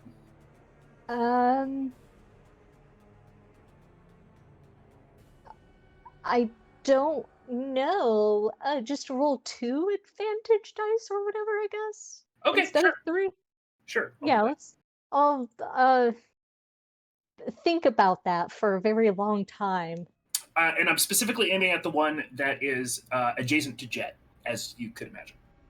All right. You can't win for real. 10, so 15 on the dice. The 15 hits, thankfully. Thank God. All right. It didn't crit, though, which is what I really wanted. It would have been so sexy. Okay. Normal amount of sneak attack. Whoops, wrong button. All right. So that's going to be 35 points of damage.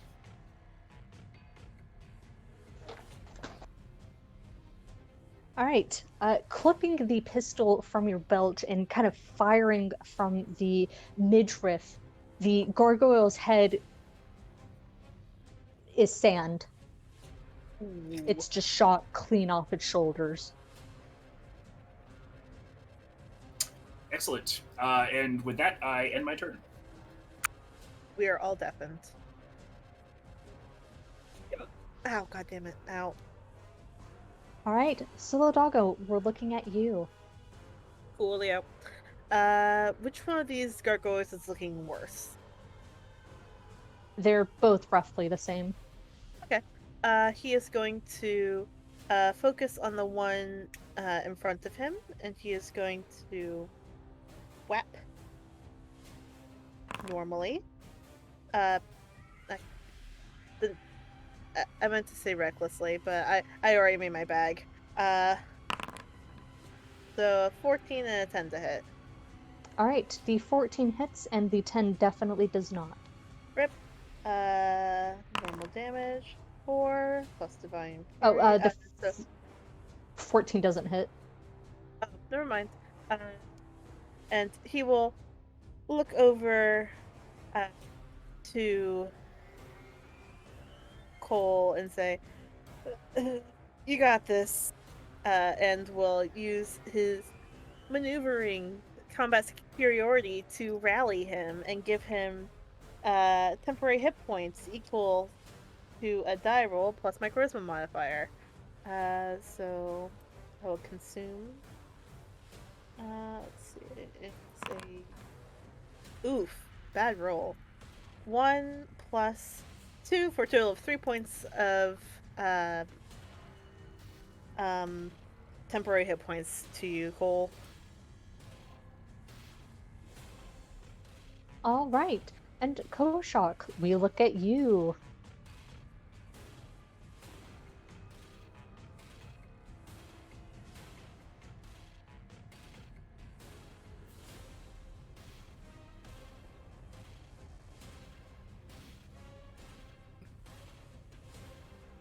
Gonna do one final whack.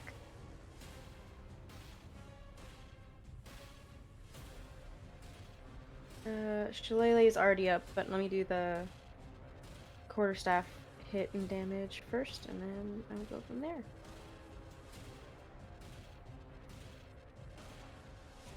I am going to Kermit.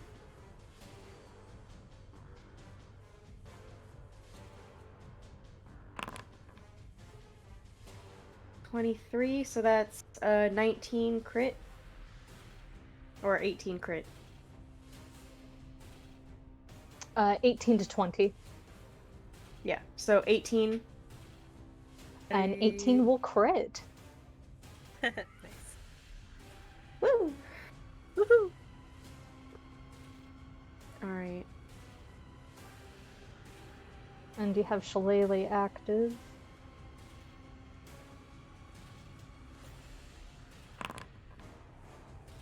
There we go. Yes, 13. Mama.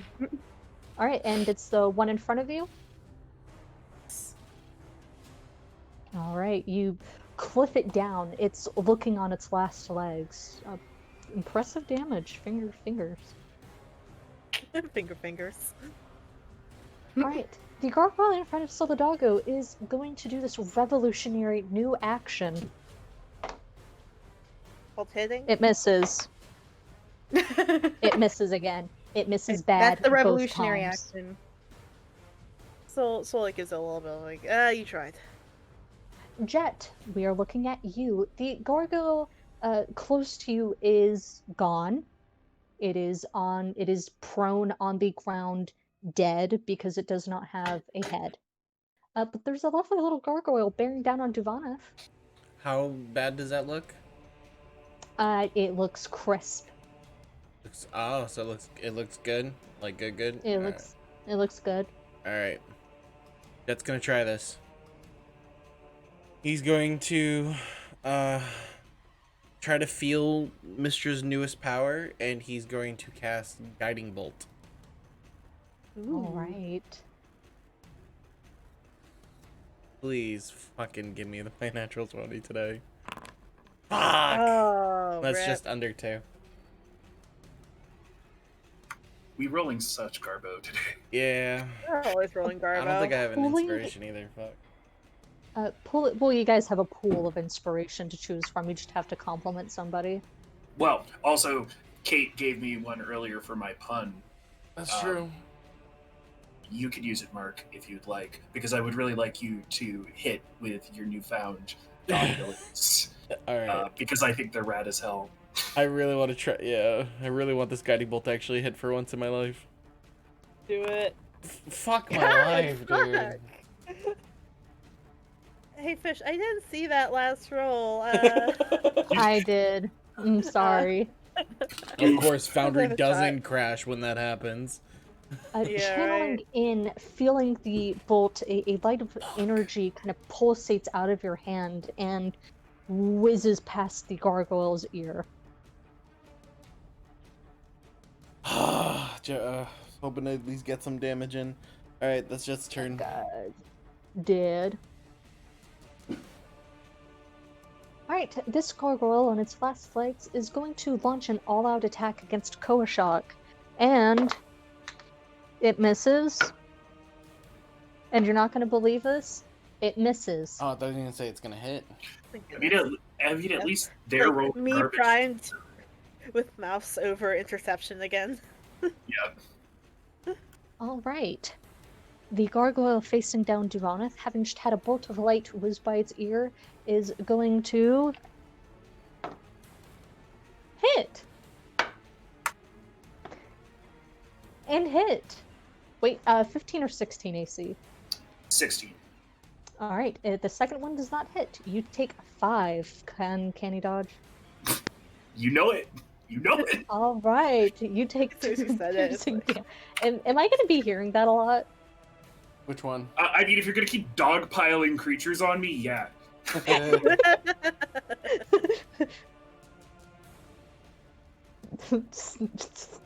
Stop being in combat. Ooh. I'm trapped in an interstellar game show. What do you want from me? Try harder, Of your Divine. own creation. Imagine. All right. Everyone feels, as the combat starts anew, everyone feels a terrible weight still them, and they can see the gargoyles kind of try to shift and move, but nothing happens. And Belcours drifts down. All right. That was wonderful. 4 rounds of terrific, wonderful combat. Let's see who's still standing. The Wastrels have a full team. However, the Gargoyles are down 2? It sounds like it's in the Wastrels' favor. Congratulations. You take 3 points. Fuck yeah. Hell yeah. All right. All right, give me a moment to clear the board. And you can see the gargoyles be picked up with some sort of telekinetic force and be shuffled out the door. And his Belcour's voice calls out again. Everyone, please return to your podiums. Just Thank to you. give the good imagery, I'm specifically imagining them like when you pick up like a cat by like its armpits, sort of like. Yeah, pick them that's exactly what's happening. They do not look to like this at all. up. Aw. All right. Wonderful. We begin the second trivia round. Does everybody have their buzzers ready? Yep. All right. Oh, no, please. What? I don't have my shit. I don't have the buzzer up. I was so focused on getting up. I didn't open up buzzer. So give me just a hot second. Please pause. I am Wow. going to kill. So what's gonna happen here? Can I make a buzzing noise? No, I need you to do the buzzer. I'm sorry. You can do it on your phone. You don't have to worry about the computer. Mm-hmm. It's Already possible to do here. over the phone.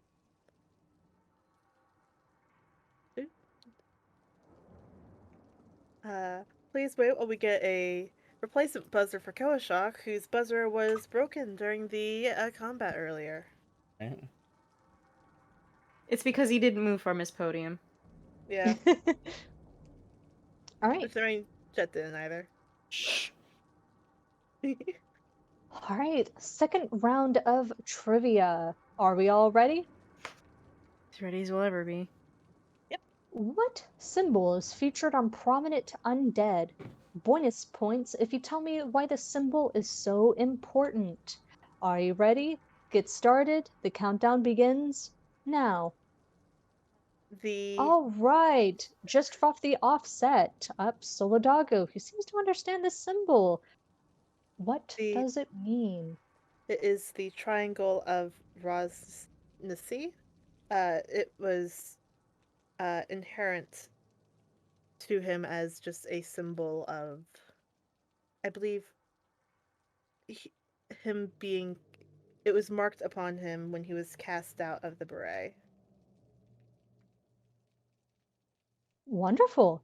That is 2 points to the wastrels. You are now standing at a glorious 5. Like, yeah, woo!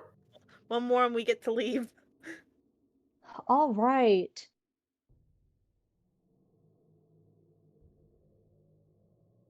Why are Cholt's native governments and tribes largely matriarchal? Bonus points if you named the mother of Cholt's people. Are you ready? Get started. The countdown begins now.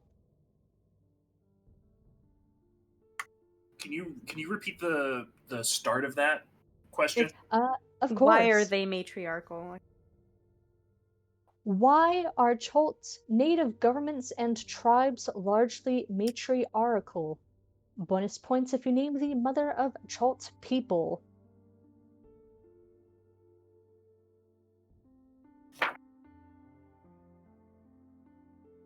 Because they have a mother.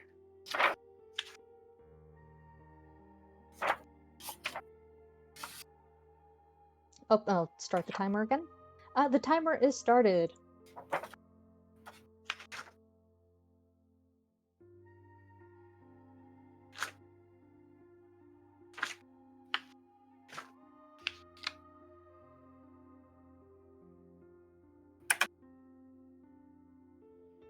Oop. There it is. Duvaneth. The uh, the the throne was refused to Mujbanare during the saga of Chigakari and Mujbanare, and that is why Chult has matriarchal rule because of the saga of Chigakari and the eventual rise of Mujbanare as queen. That is that's 1 second as I consult my expert. They were wrong last time too. Yeah, Mr. Withers. She's not wrong. But that's not. But I mean, no? Okay, Technically, it was patriarchal before then. okay, okay. But, okay. Okay. All right. Not the answer I was looking for, but you are right about something. I will reward you 1 point. It is matriarchal because the heritage is passed down through the mother. That is the bloodlines and how inheritance works. So Oh, I thought it the was. I definition didn't realize it of- was like. I didn't realize it was like the definition of matriarchal. I thought there was like, how did Chult become a matriarchal lineage? And that's why I was like, were we ever told like why? Well, And the so I people thought of Jason's answer was pretty spot on. Yeah, that's yeah. I was looking for like a history of Chult example, not Yeah, like that's what I. Yeah, yeah, not like the yeah. definition Yeah, of technically matriarchy. it was matriarchal before them, but it's something that came over when they came over from oh, I'm forgetting the name of the country. Like Mastika. thank you, Maztica. I think it's like something that came over with them if I'm remembering correctly. Yeah. Well, we're here now. all right. Starts the next round of combat. Oh, alrighty. Floor is lava, bitches. Oh, This fuck, I'm round, So looking forward to this. the people will find themselves in a terribly hot situation. And as he says hot, the floor dips down even 4, and you all feel the tremendous heat pass through, like kind of wave over your body before lava starts to pour in, swallowing the floor, and the group sees Fuck, we're back. this. I love you. Okay, everyone, 2 minutes of saying how good this looks. Thank you, I John. Maps that have alternate components to them are just the best thing ever. Period. Like, This is so cool. yeah. Solidaga, why are you running around? Because I can see the map. I don't have dark vision. Also, legitimately worried that these platforms also sync, so that's fun. Yeah, I like this is really cool, Joan. Thank you, but also Yes. fuck you for being Here. involved and still having to navigate lava. I'm in danger. This is really cool, though, Joan. This is really good. Love you. I love All you. right. At the start of each turn, I will flip a coin. Even the home team will find themselves unfazed by the fiery pits that are here. On odds, the away team will find themselves unaffected. So basically, on a 2, the creatures you're fighting will not take damage from the lava. And on a 1, you guys will not take damage from the lava. This is actually really cool. Yeah, this is fun. This is really cool. I have an idea, but I don't know Alright. if the lava's magical. Well, I mean, it kind of is. Unfortunately, we were going to have some fire elementals for the team to fight, but again, due to sourcing issues, we had to make do with what we have. Apologies. This is what happens when you get budget cuts. Can I get a laugh? Can I get a... We all have sucky bosses. But Asirik, though, he drains the life out of you. That might have been offensive to some of the viewers here. I apologize. Vampires Especially you, Queen Apaka. You're going to get less. Excuse you, my ex-boyfriend is technically a lich. Yeah, you're going to get letters from Red Robe World, Thayans. That's ours. All right. Red Robe World. As the lava swallows in, you're not able to see your combatants yet. But I need everyone to roll me initiative as combat starts, and I will flip a coin. Or I'm just gonna... actually, does anybody watching want to flip the coin for me if you have it on hand? Like one of us, I have a or coin. No, like roll 20 people. Audio. Let's get some crowd participation. What? Wait, what?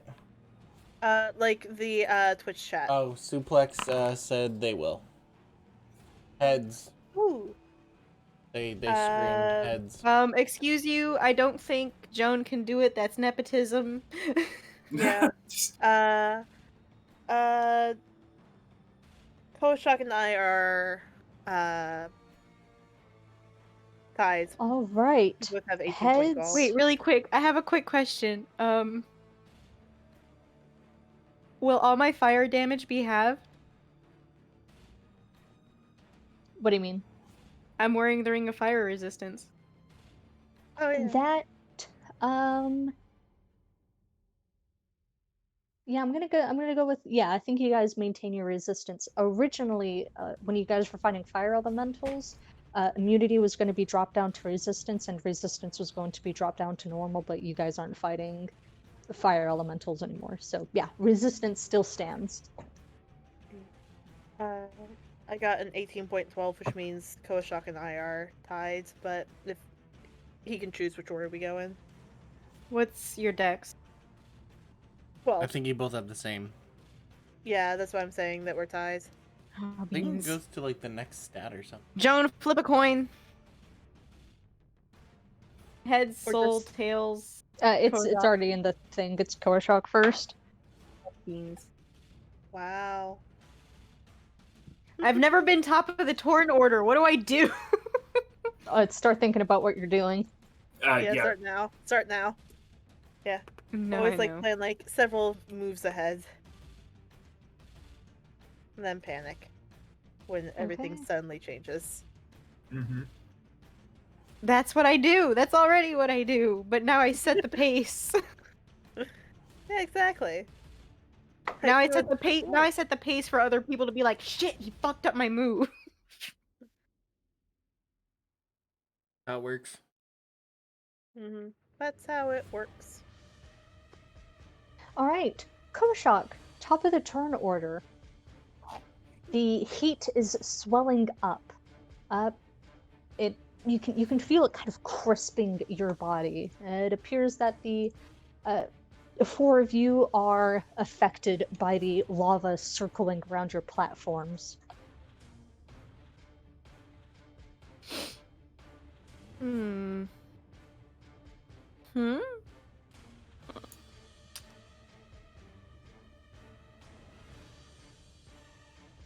No. Okay. um. Is it possible to jump to this like strip here that's above me? That is up to you and your abilities. We shall see what his. That is not what I wanted. Incorrect. Yeah, Anyway. you could. It's only like 3 feet away from you. You'd be able to do that with like a hop. Yeah, so he does a little shuffle over. I don't know how to get rid of that radius, but he's basically in the middle of the Mhm. thing. All right, hopping over to the shallow island.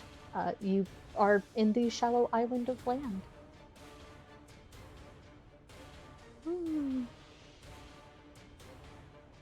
Action, his proper action, for whatever decides to either come out of the walls or the lava.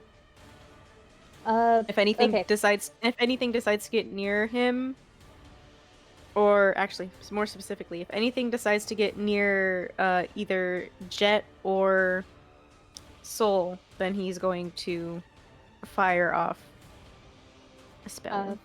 Fire off what spell? Station. Okay. Can people hold action spells? Yes, yeah. You can hold the spell, but it consumes your reaction. And also, if the spell has a slot, whether the action goes off or not, the spell is consumed. Got it. Thank you. Yep. Okay. Just double checking because it's attack of opportunities that you need a feat to do spells with. Mm-hmm. Yeah. All right. Or- Koshak oh. is holding his action Which he has. to drop infestation. Okay, I just have to make a note of that. Okay. And it's if anybody gets with it, if anything gets within range of Jet, right? Or soul. Okay. Cool. All right, so the doggo, it's your turn. So Saul is going to remain where he is. Uh, he is, but he is going to take out Mimihez and Wongo, and hold his action to attack if anything comes within 5 feet of him. If anything hostile comes within 5 feet of him.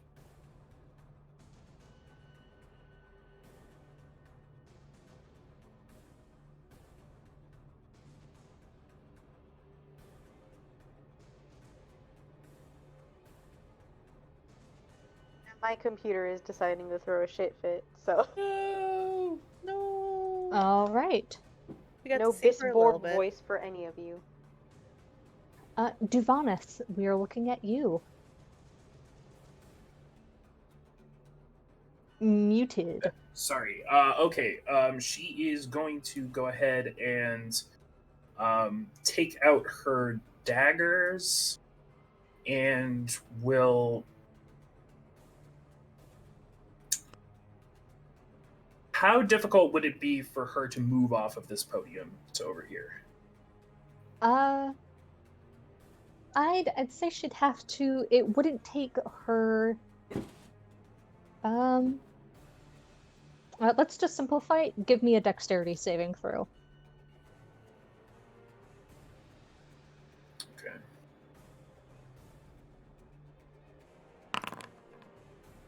All right. With ease, you just kind of bounce off of the desk that has the button portion and find yourself safely on that platform. Okay. And then she will go ahead and take her daggers out and will hold her action to stab anything that comes within 5 feet of her.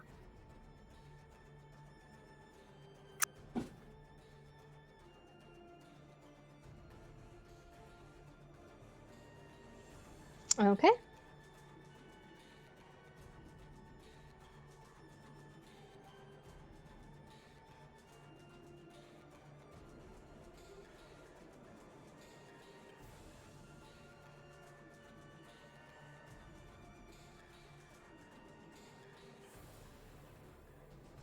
Solidago, coming off just from the side of you, you see something a little bit out of the corner of your eye. It seems to be a wave in the air, and something slams into your body. Fuck.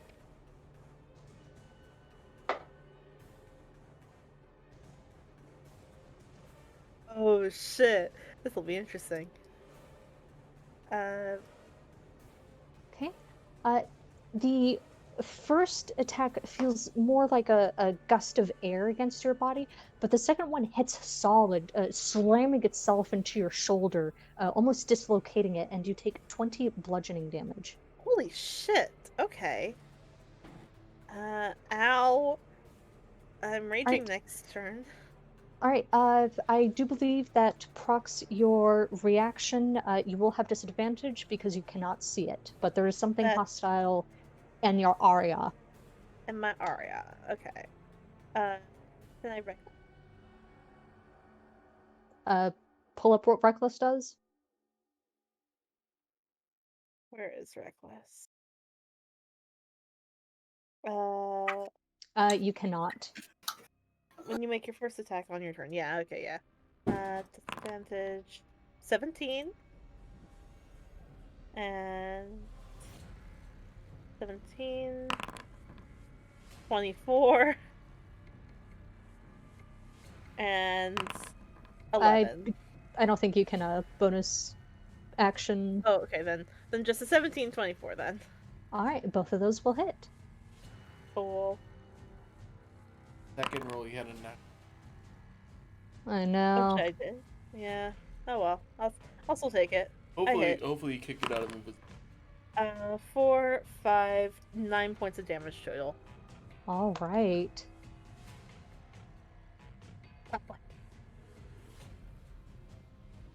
Your attack hits something. You can see the teeth kind of catch on the air. Ooh.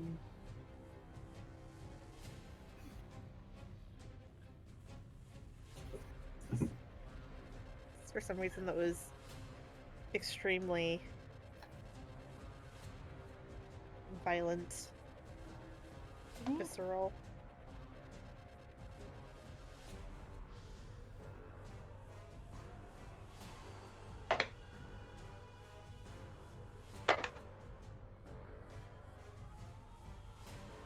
Switching between music, I saw that.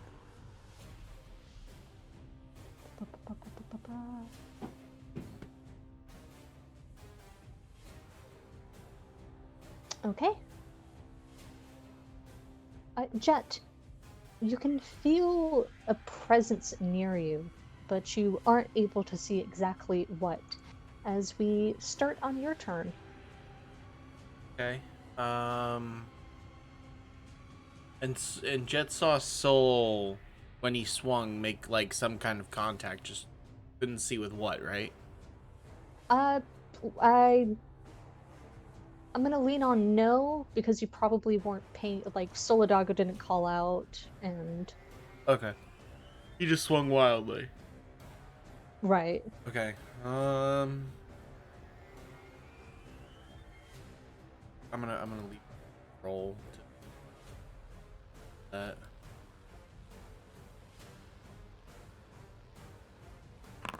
Okay, he did. Jet is going to cast, feeling the presence, is going to cast Spirit Guardians around him. All right. Air starts to pick up. Oh, I don't. Him. Okay. And that will be his turn.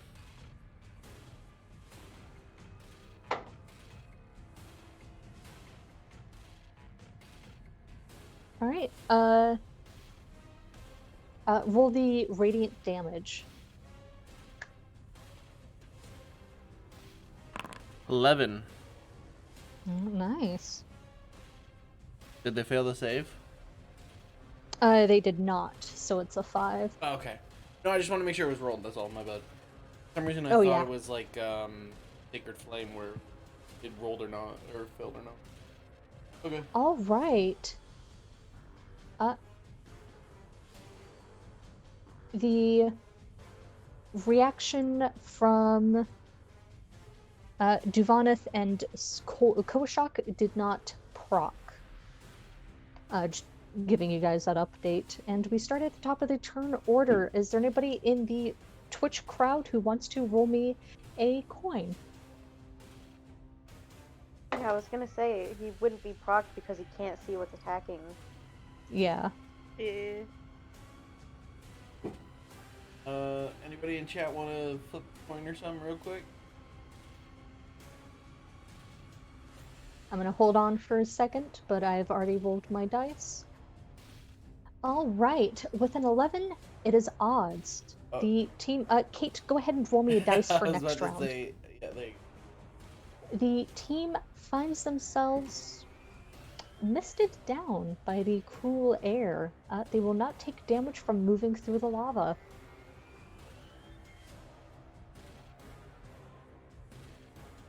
Koshak, eyes are on you. Okay. With combat having cycled down, I feel comfortable saying that everyone is more or less aware that their attackers are not within vision. Hmm.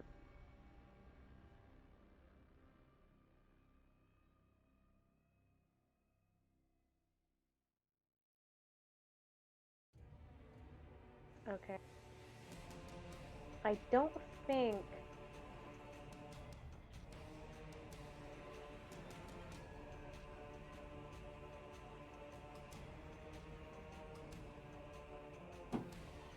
You there?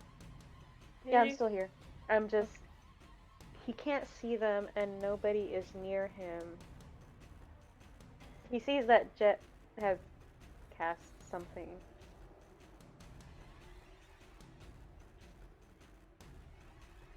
Let me check on how something works really quick, and then I will finalize my decision.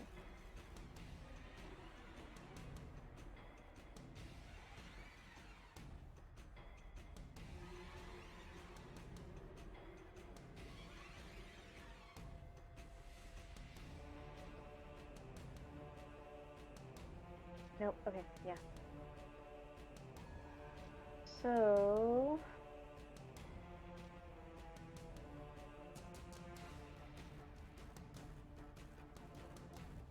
Sorry about that.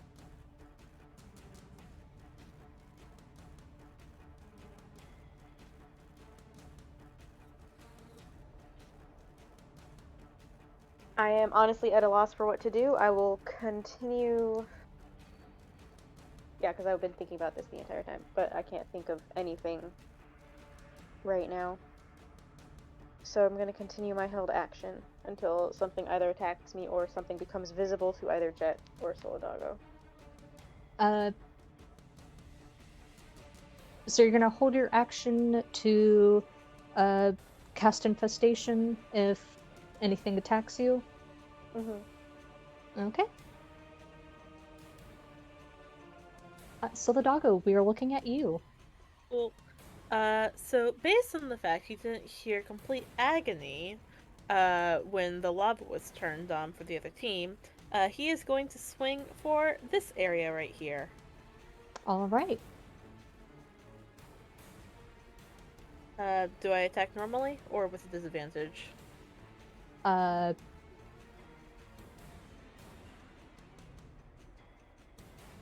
I'm trying to figure out how to do this. You would. Are you doing this recklessly? He would. And All he'll right. also rage bonus action. Okay. So. Boop. Are you? Okay. So bonus action, he is raging, and then he is going to recklessly attack the tile right below him. All right. As you swing forward, using your first attack, you feel no resistance in the air. Okay. Then in that case, he will take this opportunity to move 5, 10, 15, 20. All right. And as you cross away from that area, you're going to feel that weight against your body again. That's what I fucking thought. But it doesn't appear to do anything. It just kind of leaves a light bruise. Cool. Soul is going to attack the spot that he was attacked from. Okay. Recklessly. You were attacked right about There. here. Okay. Well, you were attacked as you were leaving that tile. Okay. So he will quick move back, step back there, and attack. Would this be normal or with advantage? I assume normal, but Normal. Yeah. Just double checking. Ooh, 25. I'm doing well. All right. 25 is going to hit. Cool. Damage. Normal. 10 points plus Divine Fury. For 17 total. All right. Alright, so that was 5, 10, 15, 20, 25, 30, 35 to stand next to Cole. Still at the ready. All right. Your feet glide over the lava, kind of feeling more like wet sand than anything. I don't know how I feel about that. But yep, he will make sure he is definitely not on lava anymore, and that will be his turn. All right. Duvanas, we're looking at you. So she saw Soul like run across the lava, right? Yes, and you can definitely feel like the heat is not affecting you whatsoever. Okay. She will. Let me just measure this out. Make sure I can make it. Yeah, I think. She will run over to where Cole and Soul are, and will call to Jet and encourage him to come over, saying, "Let's get everyone in the bubble. Come over here before whatever this magical effect is that's keeping us from the lava is." And she's gonna run. I think they might be Alright. able to fly. I think it's a dome, so. And then Duvanith will go ahead and take the dodge action with All her right. with her main action, and that will conclude my turn.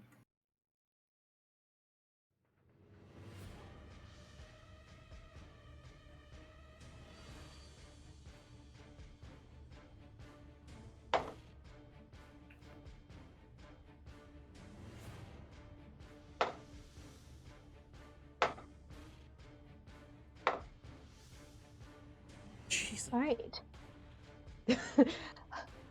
Jet, you feel the pressure kind of go against you again, and again, just kind of leaving light bruises against your chest until the second attack hits, and you take 10 bludgeoning damage as the attack lands solid. Okay.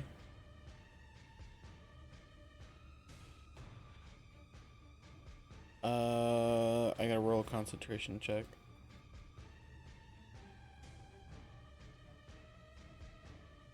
No, it's saving throw, right? Yeah. Yes, Yeah, yes, it's it's a a con saving save. throw. Also, is the damage on their turn or your turn for spiritual guardians? Their turn. So, yeah, it said if when they first enter the area, and I Or always start in interpreted their that as turn. when are its turn. So on the next round, it'll be. Wait, Perfect. I thought I created this last round when the lava was there. Yeah. So this is When the I start felt of the their lava. Yes, but that ended. That started after their turn. So, yeah. Okay, you're good. No worries. Saving throw. Fuck. Oh fuck! Come on. Do you want to use an inspo? If you want to, I don't want to waste them. There's like 9 left. You guys are good. Yeah, just say something nice. Yeah, you just have to compliment somebody at the table. Fish, I absolutely love your game show outfit, and I think it's the best outfit you've had this whole campaign for putting on a costume. Aw. Yeah, you get that. Your phone You couldn't get the handle my inspiration. compliment. Your phone couldn't handle it. All right, go ahead and I just reroll. noticed where you Please, are. please. God! It's like clockwork tonight. Like Yeah. This is such Jet, what is bullshit. happening? It's This is fucking such painful. bullshit. Can you Thank you do? for- Thank you. I don't even want to narrate that. Yeah, no, I don't want to either. Complimenting the DM. Jet literally loses concentration because he's now getting nervous because he can't see anything. Like, can't see this. Okay. Is it? It's the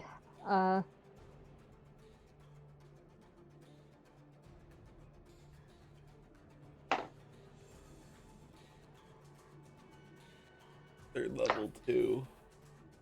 Yeah. Fucking brutal, man. switching dice after this. So you feel that presence bearing down on you again, kind of zipping in, and you feel it hit you solid in the chest, and you take 20 bludgeoning damage. Halves to 10.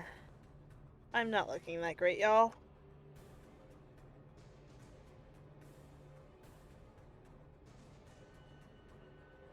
Hoo boy. Okay.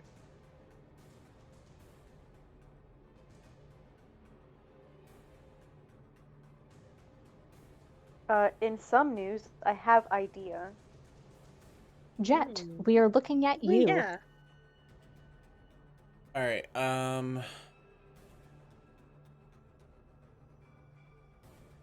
Does Jet know which direction roughly this thing is from the swing? From the swing, yes, you're able to get the gist that the attack came from this, where my cursor is. Okay. I don't know if this is gonna be cheesy, but Jet's going to use Sacred Flame as a sword again and just try to wildly swing and dodges it.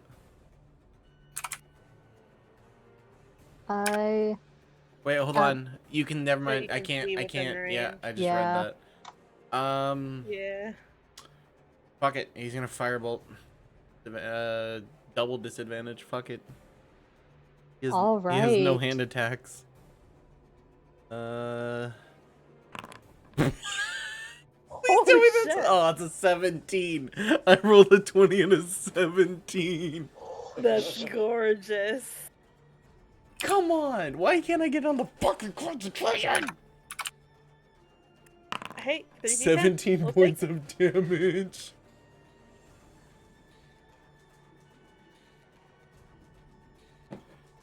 Nice. And as soon as he like shoots it and sees how close this thing is to him, he's gonna freak out and fucking book it and just run over here, like to the group. Yeah. He's gonna be like, "Oh shit!" and just. right. And as it does, it's going to take an attack of opportunity and hit for 10 bludgeoning damage. But everyone is able to see the area of this creature flit with life as the some sort of object's clothing drapery over it ignite. And what they see is a wisp of a creature composed out of floating bones and other fabric-like material, kind of hovering ceaselessly in the air, a swirl of sharp objects and kneecaps. Did Jet take 10 points of damage? He did. All right.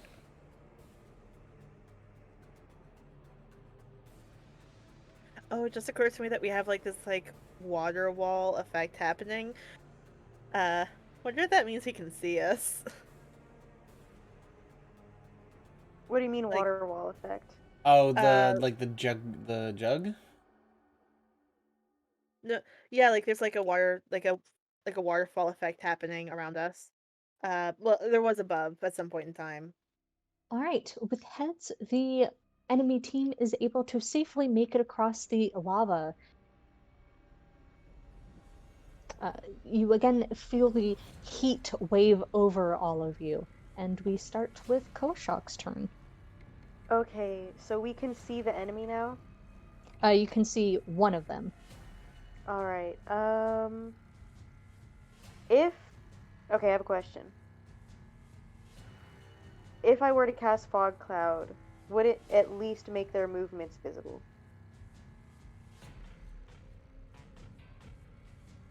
Say that one more time.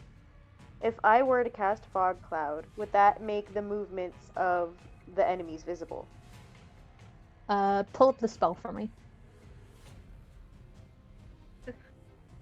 Oh, okay, you don't have it prepared. I see. No, I do. No, I was thinking about Fairy Fire.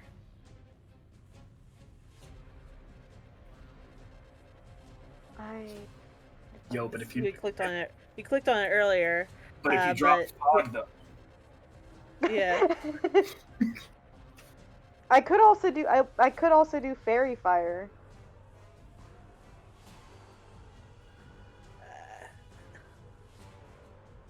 But I don't think Fairy Fire would work personally. But maybe that's just me. It will 100% will work. It's like its entire job.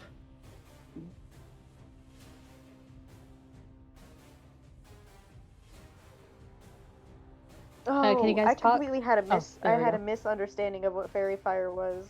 Okay. Next long rest.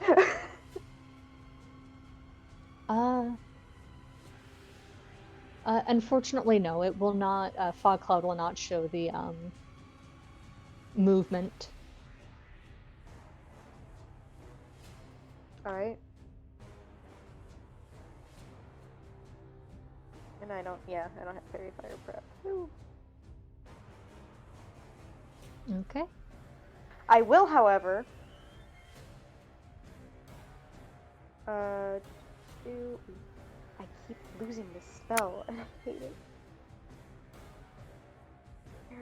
Ooh, oh, I had an idea. Where are you?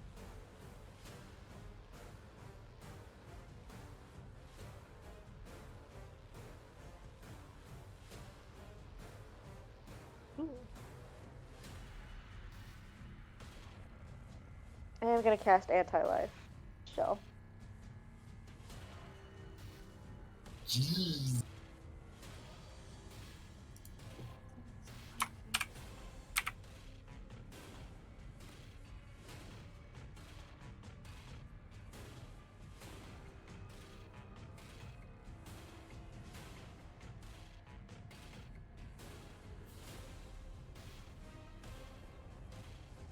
Sorry, I'm reading the spell.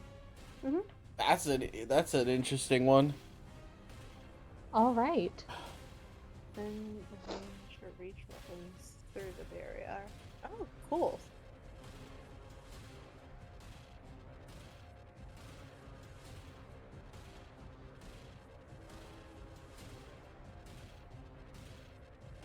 Okay.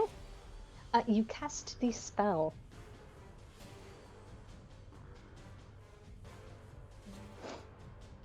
So, in essence, what's going on is y'all can leave, but once you leave, you can't come back in.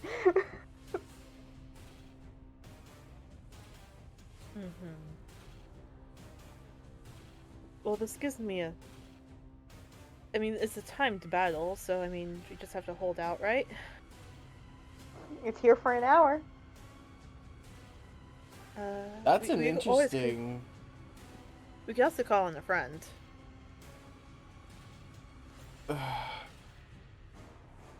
Anyone besides Jet know someone who died by the and who's with the Soulmonger right now?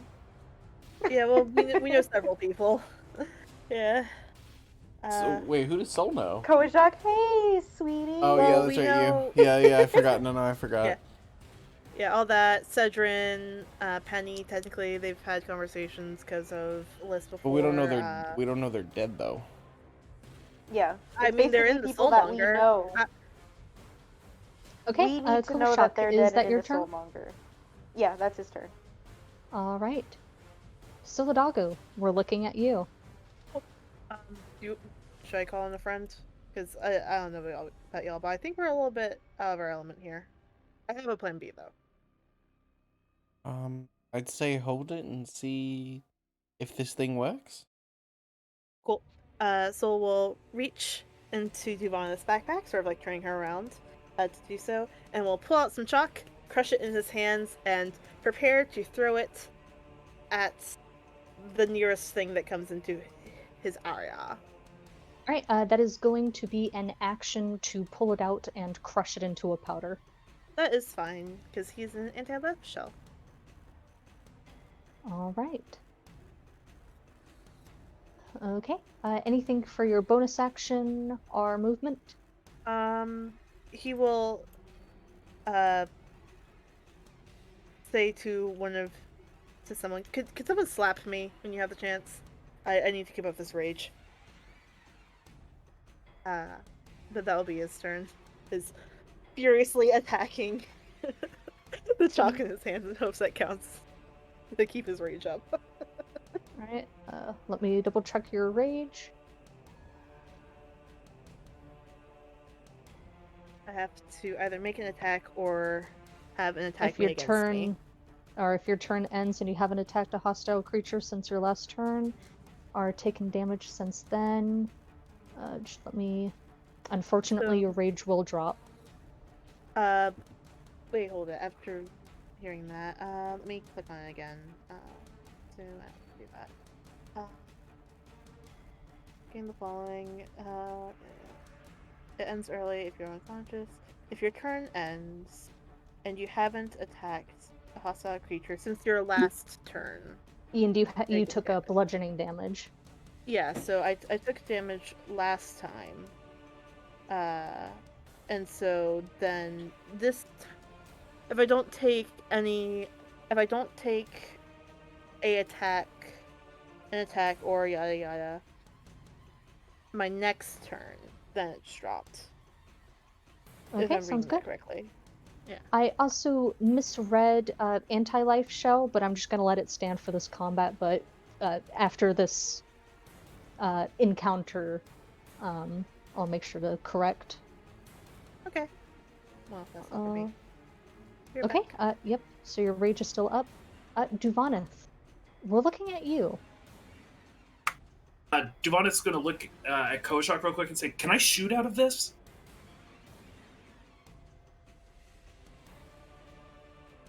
With regards to the anti-life shell. Oh, yes, absolutely. You can shoot out. You can make attacks outwards, but if you exit, I cannot guarantee you'll be able to get back in. Okay, could you do anything to help me see these guys? She is going to. Oh wait.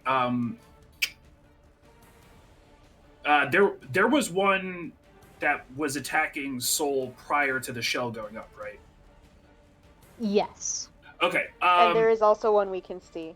Right. So I'm going to split my attention. I'm going to hold my dagger action to stab the one that may be inside the shell with us if it shows itself.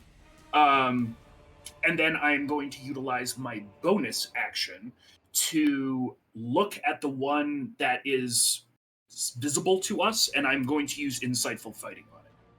It needs to attempt to contest.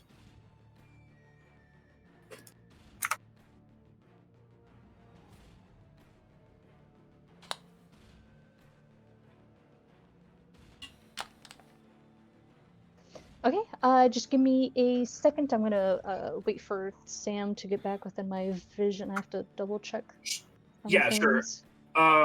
But yeah, it just needs to make a deception check against my insight, so I can Giga Blast it with an arrow next turn.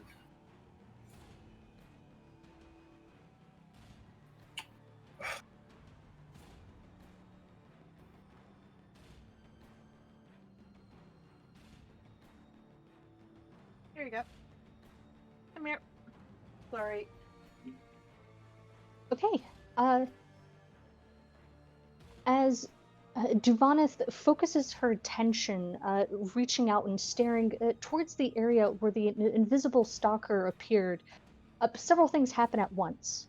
First, a flurry of color appears, illuminating the area in a vast assortment of colors, almost mimicking the neon lights seen before. And the group is able to see the outline of the creature descending down upon them, and there's a flurry of confusion. And let me set down a template.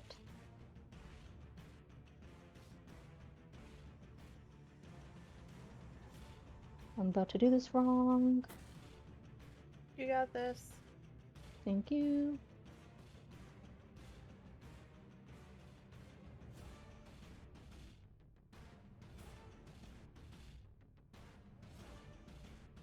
All right. With the flurry of colors now present, the creature that had previously been bearing down on Solidago is now present. That's cool. Okay. Uh, uh, with that being said, no, I already called it. Insightful fighting on the one that was already present. Okay. With that creature is. Oh, actually, is it within range? Oh, it's any creature I can see. So. Yeah. Unfortunately, taking a look at this amalgamation of things, you're not able to determine its next course of action. Okay. Well, that will complete my turn then. All right. Both of them now present. The one that had been illuminated with fire is going to slink forward.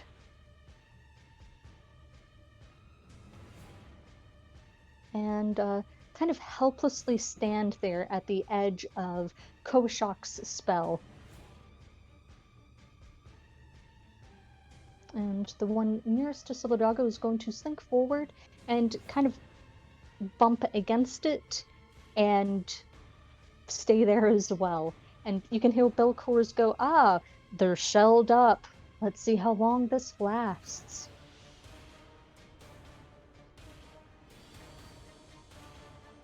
Jet, we're looking at you.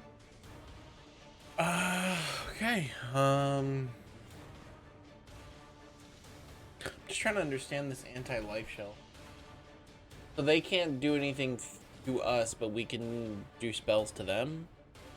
You guys can do things backwards, they just can't be in your area. Yeah. You can make spells or attacks with ranged or reach weapons, but essentially they can't attack you from 5 feet away. Yes, like if they had ranged attacks, they could do that against us, but they can't go within 5 feet. Okay, so now they're basically just staring at us through the wall. Got it. Yeah, because all they got is melee for now. Jet's going to like do this little thing to like see through all three bodies. Can he see the one that's over by Soul? He most certainly can. It is illuminated with a great many colors. Awesome. He's going to Sacred Flame it and like kind of boomerang the Sacred Flame around. All right. 16 dex. Thank you.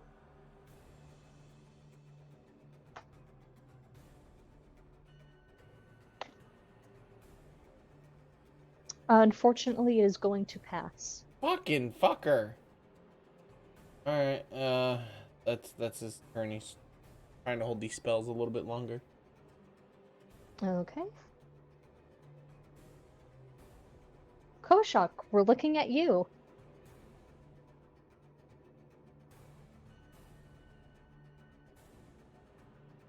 So the good news is I don't think this is concentration. Jesus. I Nope, would. it's not. Did you check on 5e tools, because it's not always complete in Foundry? Hold on, I'll check. No, it does say VSC. Yep, it's concentration. Yeah. It It seems like it should be. That's the only reason I brought it up. No, yeah.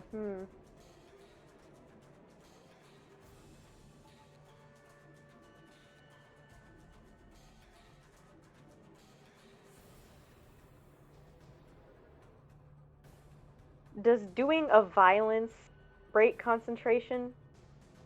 Getting violence done upon you does. Okay, so I will do a violence instead.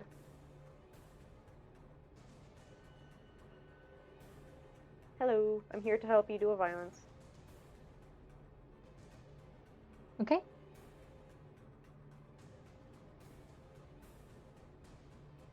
Time for the bonkening. Oof, never mind. Unfortunately, with the way the spell works, if you moved that way, it would force the creature through the barrier, breaking the spell. Okay. Yeah, you're essentially stuck in that spot. So, but you can hit with ranged spells, ranged weapons. You just can't do melee, basically. In that case, I will do what I set out to do originally upon seeing these motherfuckers. Let's see if it works against them. Oh, Jesus. DC 14, I believe. Okay.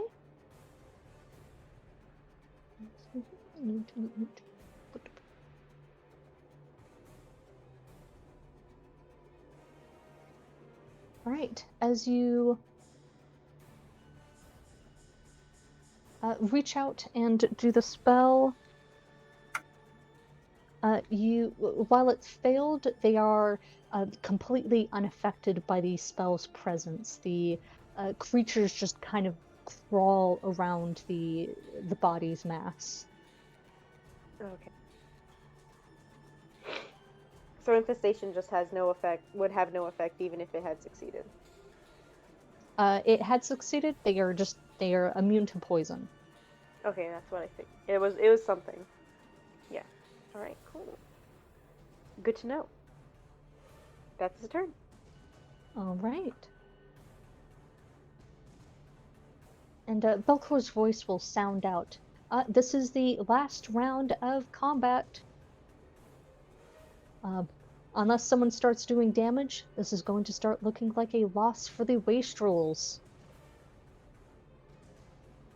Solidago, we are looking at you.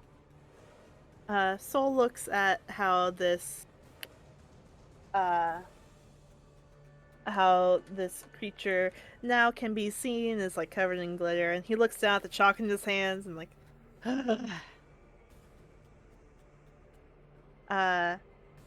is the floor lava for us right now? It is, unfortunately. Okay.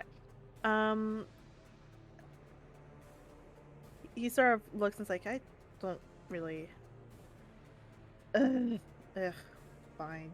And he is going to take a deep breath and blow fire at this dude. All right. Sounding as sad about it as I did. Let's see. Click it. use ability. DC 15 dex save, please. I'll probably pass. It fails. Oh shit. It takes 4d6 pittance of damage. It takes what? Oh, 14? I What did you thought you think I said said? 46. Oh god, no. That'd be fucking funny though. I would not have corrected. No, I just had a glance at the screen. All right, you swell up, feeling your body with an assortment of chemicals, feeling the sacs in your neck kind of swell, and you exhale just pure night, whatever makes fire happen. napalm, basically. Yeah, and it burned good. And he'll say,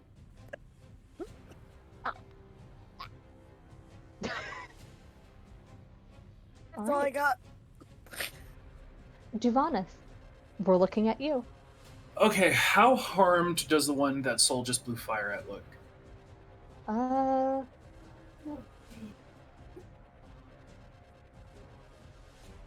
Significantly harmed.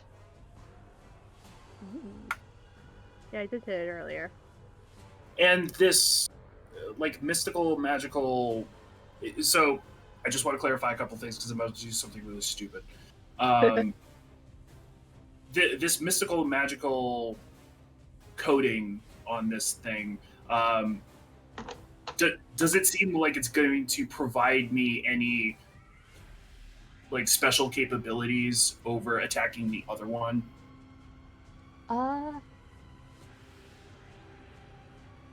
Yes. Okay. It's illuminated in a way that the other one isn't, completely disregarding its invisibility feature, whereas the other one is technically still invisible, just wreathed in fire. Okay. Technically, it's very fired, I think. Duvanith is going to step over here, roll out of the anti-life shell, and... All right. That is stadium area. You're gonna have to move a different way. Okay, well, I don't believe there is another way for me to get within melee, so I will go ahead and waste an arrow, unfortunately. I will go ahead and take my bonus action aim. I will aim at the one that is illuminated, and we'll go ahead and loose an arrow. I've been trying to preserve these, but I'm kind of stuck. Right. Is that with advantage? Yes, you have advantage. I thought so. All right, cool. A 24 to hit. 24 will hit. Okay, and then... Oh, God! God damn! Almighty! That is 17 points of damage. That's the worst damage. Do you want to use I've an ever inspiration to re-roll that sneak I attack was gonna damage? say, I don't think I'll offer you the inspiration I got last session for my poorly timed joke. I mean, sure, yeah. Because, I mean, we need to kill one of these, otherwise the round's a bust, so... Yeah. I will give you my inspiration because that is just about the saddest thing I ever saw get said. Yeah. Thank you. Watch it be 4 this time. That's what's Please been happening all night. Don't put that curse on her. 18. Okay. Well, we didn't Thank say God. it last time, and see what happens. 29 points of damage. All right. I had Fucking never go. seen such low sneak attack damage in my life. That You do it. Yeah. egregious. The arrow snaps out of the air, kind of taking pieces and chunks that compose the creature with it. You did a lot big damage. Focus fire. All right. Oh, it's still alive. Duvanith will turn to Jet and say, "You've got to bring that one down," and that will end her turn. All right. The creatures seem to be taking their time. They're just kind of standing outside of the shell, waiting, lingering. Jet, we are looking at you. Remember, melee attacks are not on the table unless you move out of the shell. Okay. Fuck, I was gonna ask a question. How bad does that one look now? Which one?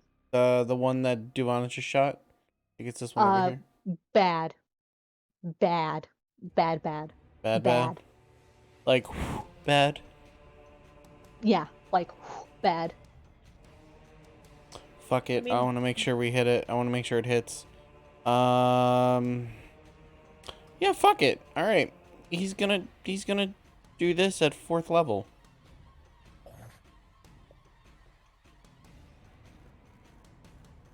Fuck yeah. Oh, Jet big mad. I wasn't gonna say it outright, but I'm like, Big you have a mad. guaranteed way to bring I it know. down, I and know it. exactly what you're thinking. So I know this thing fucks up with damage. Yeah, times 2. Yeah, okay. So what is it? What would it be? 4. 6. I think it's 6. What does it start with? If you're 3, casting Yeah. it at 4th level, that's 3, plus Okay, four yep, 4, yep, yep. 5, 1. 6. It's 6. Okay, 6 Okay. d4 plus 6. Right? Yep. No, how do I fucking do it? /R. It's slash, yeah. Slash R. Hey, It's actually everybody a does their own dice rolling fucking thing. module you can add to this. Oh, there. I'll use it for when I have Cobalt. Well, we don't have it in right now. I'm nice. Please be enough. Please Oh my be god, enough. 3 1s. Are you fucking kidding me? Fuck The it, man. We'll take it. darts slink out, burying and pelting this creature, and it doesn't go out with a puff of smoke. It just kind of disassembles in midair, crashing into the lava and getting swallowed up. Sweet. And that is Jet's turn. All right, top of the turn order.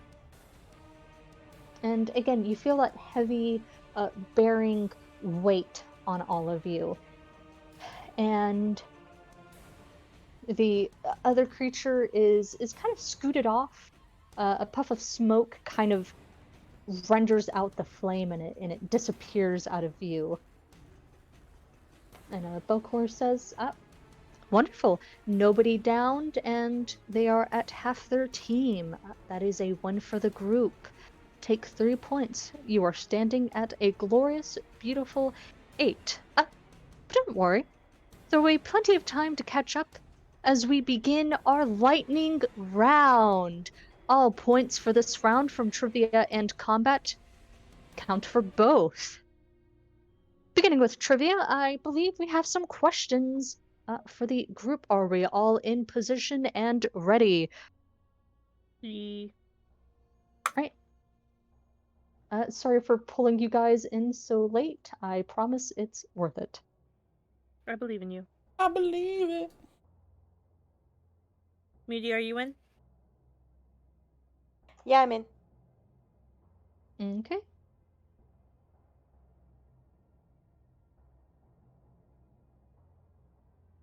All right. These questions sit a little bit close to home. What is the title of the crown princess to the Amuan throne? And for bonus points, what does it mean? The buzzer will start. The buzzer will start now.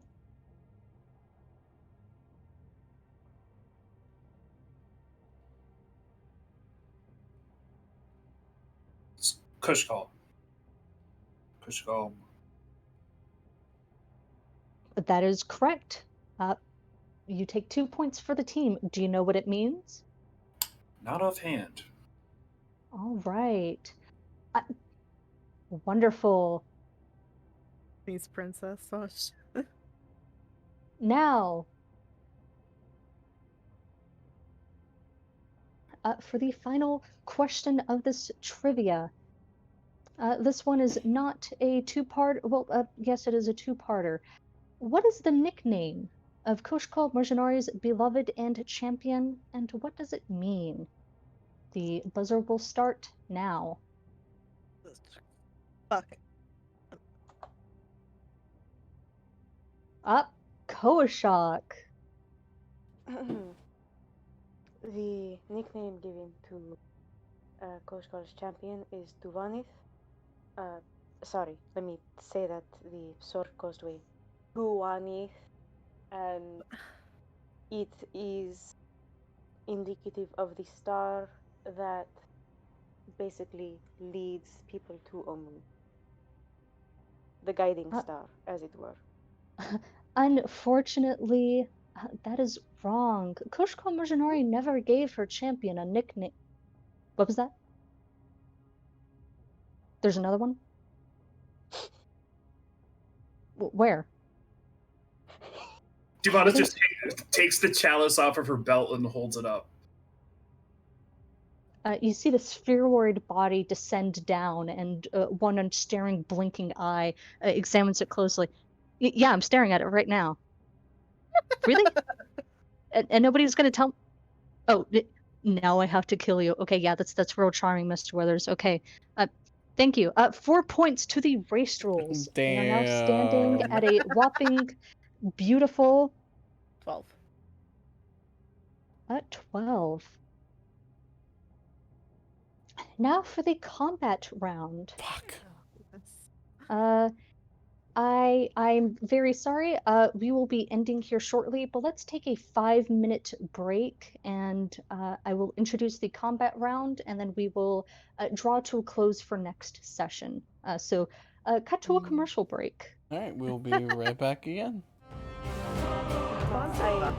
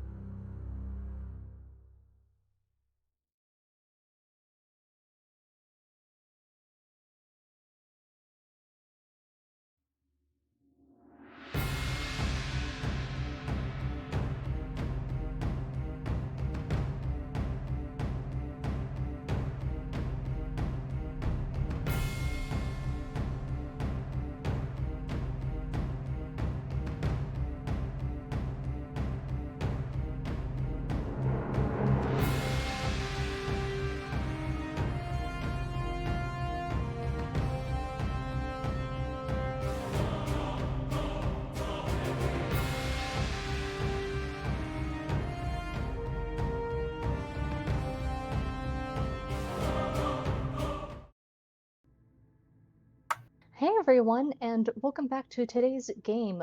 We will begin very briefly. I do not think the group can. I don't think they can. I can't see the map on the stream.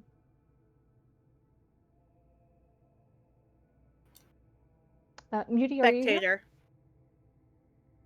Yeah, that makes sense. I'm here. Okay, I just wanted to make sure. All right. The beholder drifts down, getting within a little bit view of everybody, staying a safe 30 feet away, and the lights dim. And then the candles gather around all of the four of yours heads, bearing a harsh light down, as he says, "The combatant you're facing needs a little in the ways of introduction. He fought his way through Naturally. worse things, and is going to certainly fight his way through you." And the candles focus down on the entrance, and what you see is a man, a Yuan-Ti, maybe about 5'6", 5'5", built pretty lithe. And hanging on his side is an impressive-looking Makahito, and on the other side of his hip is an empty chalice holster. And the beholder says, all the way here from the Nine Hells, everybody, please give a warm welcome to Chigakuri. And I will give you guys the hands out. That's so good. Ah, that looks so good. Oh, he was a Right. Yuan-Ti? Fuck yeah. And music begins to play from the intercoms. Cough, cough, Mark. Okay. Awesome. With him announced, as Belcours is starting to lay down the scene, he drifts down even more and passes 4 bottles of a red liquid, potions of greater healing. Chigakuri insisted. And he says this with a nervous hint in his voice as the Yuan-Ti is approaching him, completely disregarding the formal setup of the event. You can go ahead and drink it at any point during the fight if you want, but it will be disappearing after the fight is done. And with that, we are going to end tonight's session at exactly 1 a.m. Everyone can go ahead and roll initiative if you would like. Yeah, I'll do that now. Yes, I would. Oh, come on, I have okay, advantage. Make general me good. high. Fuck, 15.12. All right. 21. 21. And the cool thing is that I will be playing Chigakuri's sheet out in the open, so you guys can look at the 3 hours I spent building it. Thank you. All right. Thank you guys for coming to today's game and session. It was a delight to have you here. Thank you for being here for the game show, and it will be wrapping up next session. And we'll be going down into the 4th level. Have a good night, all. Bye. Good night.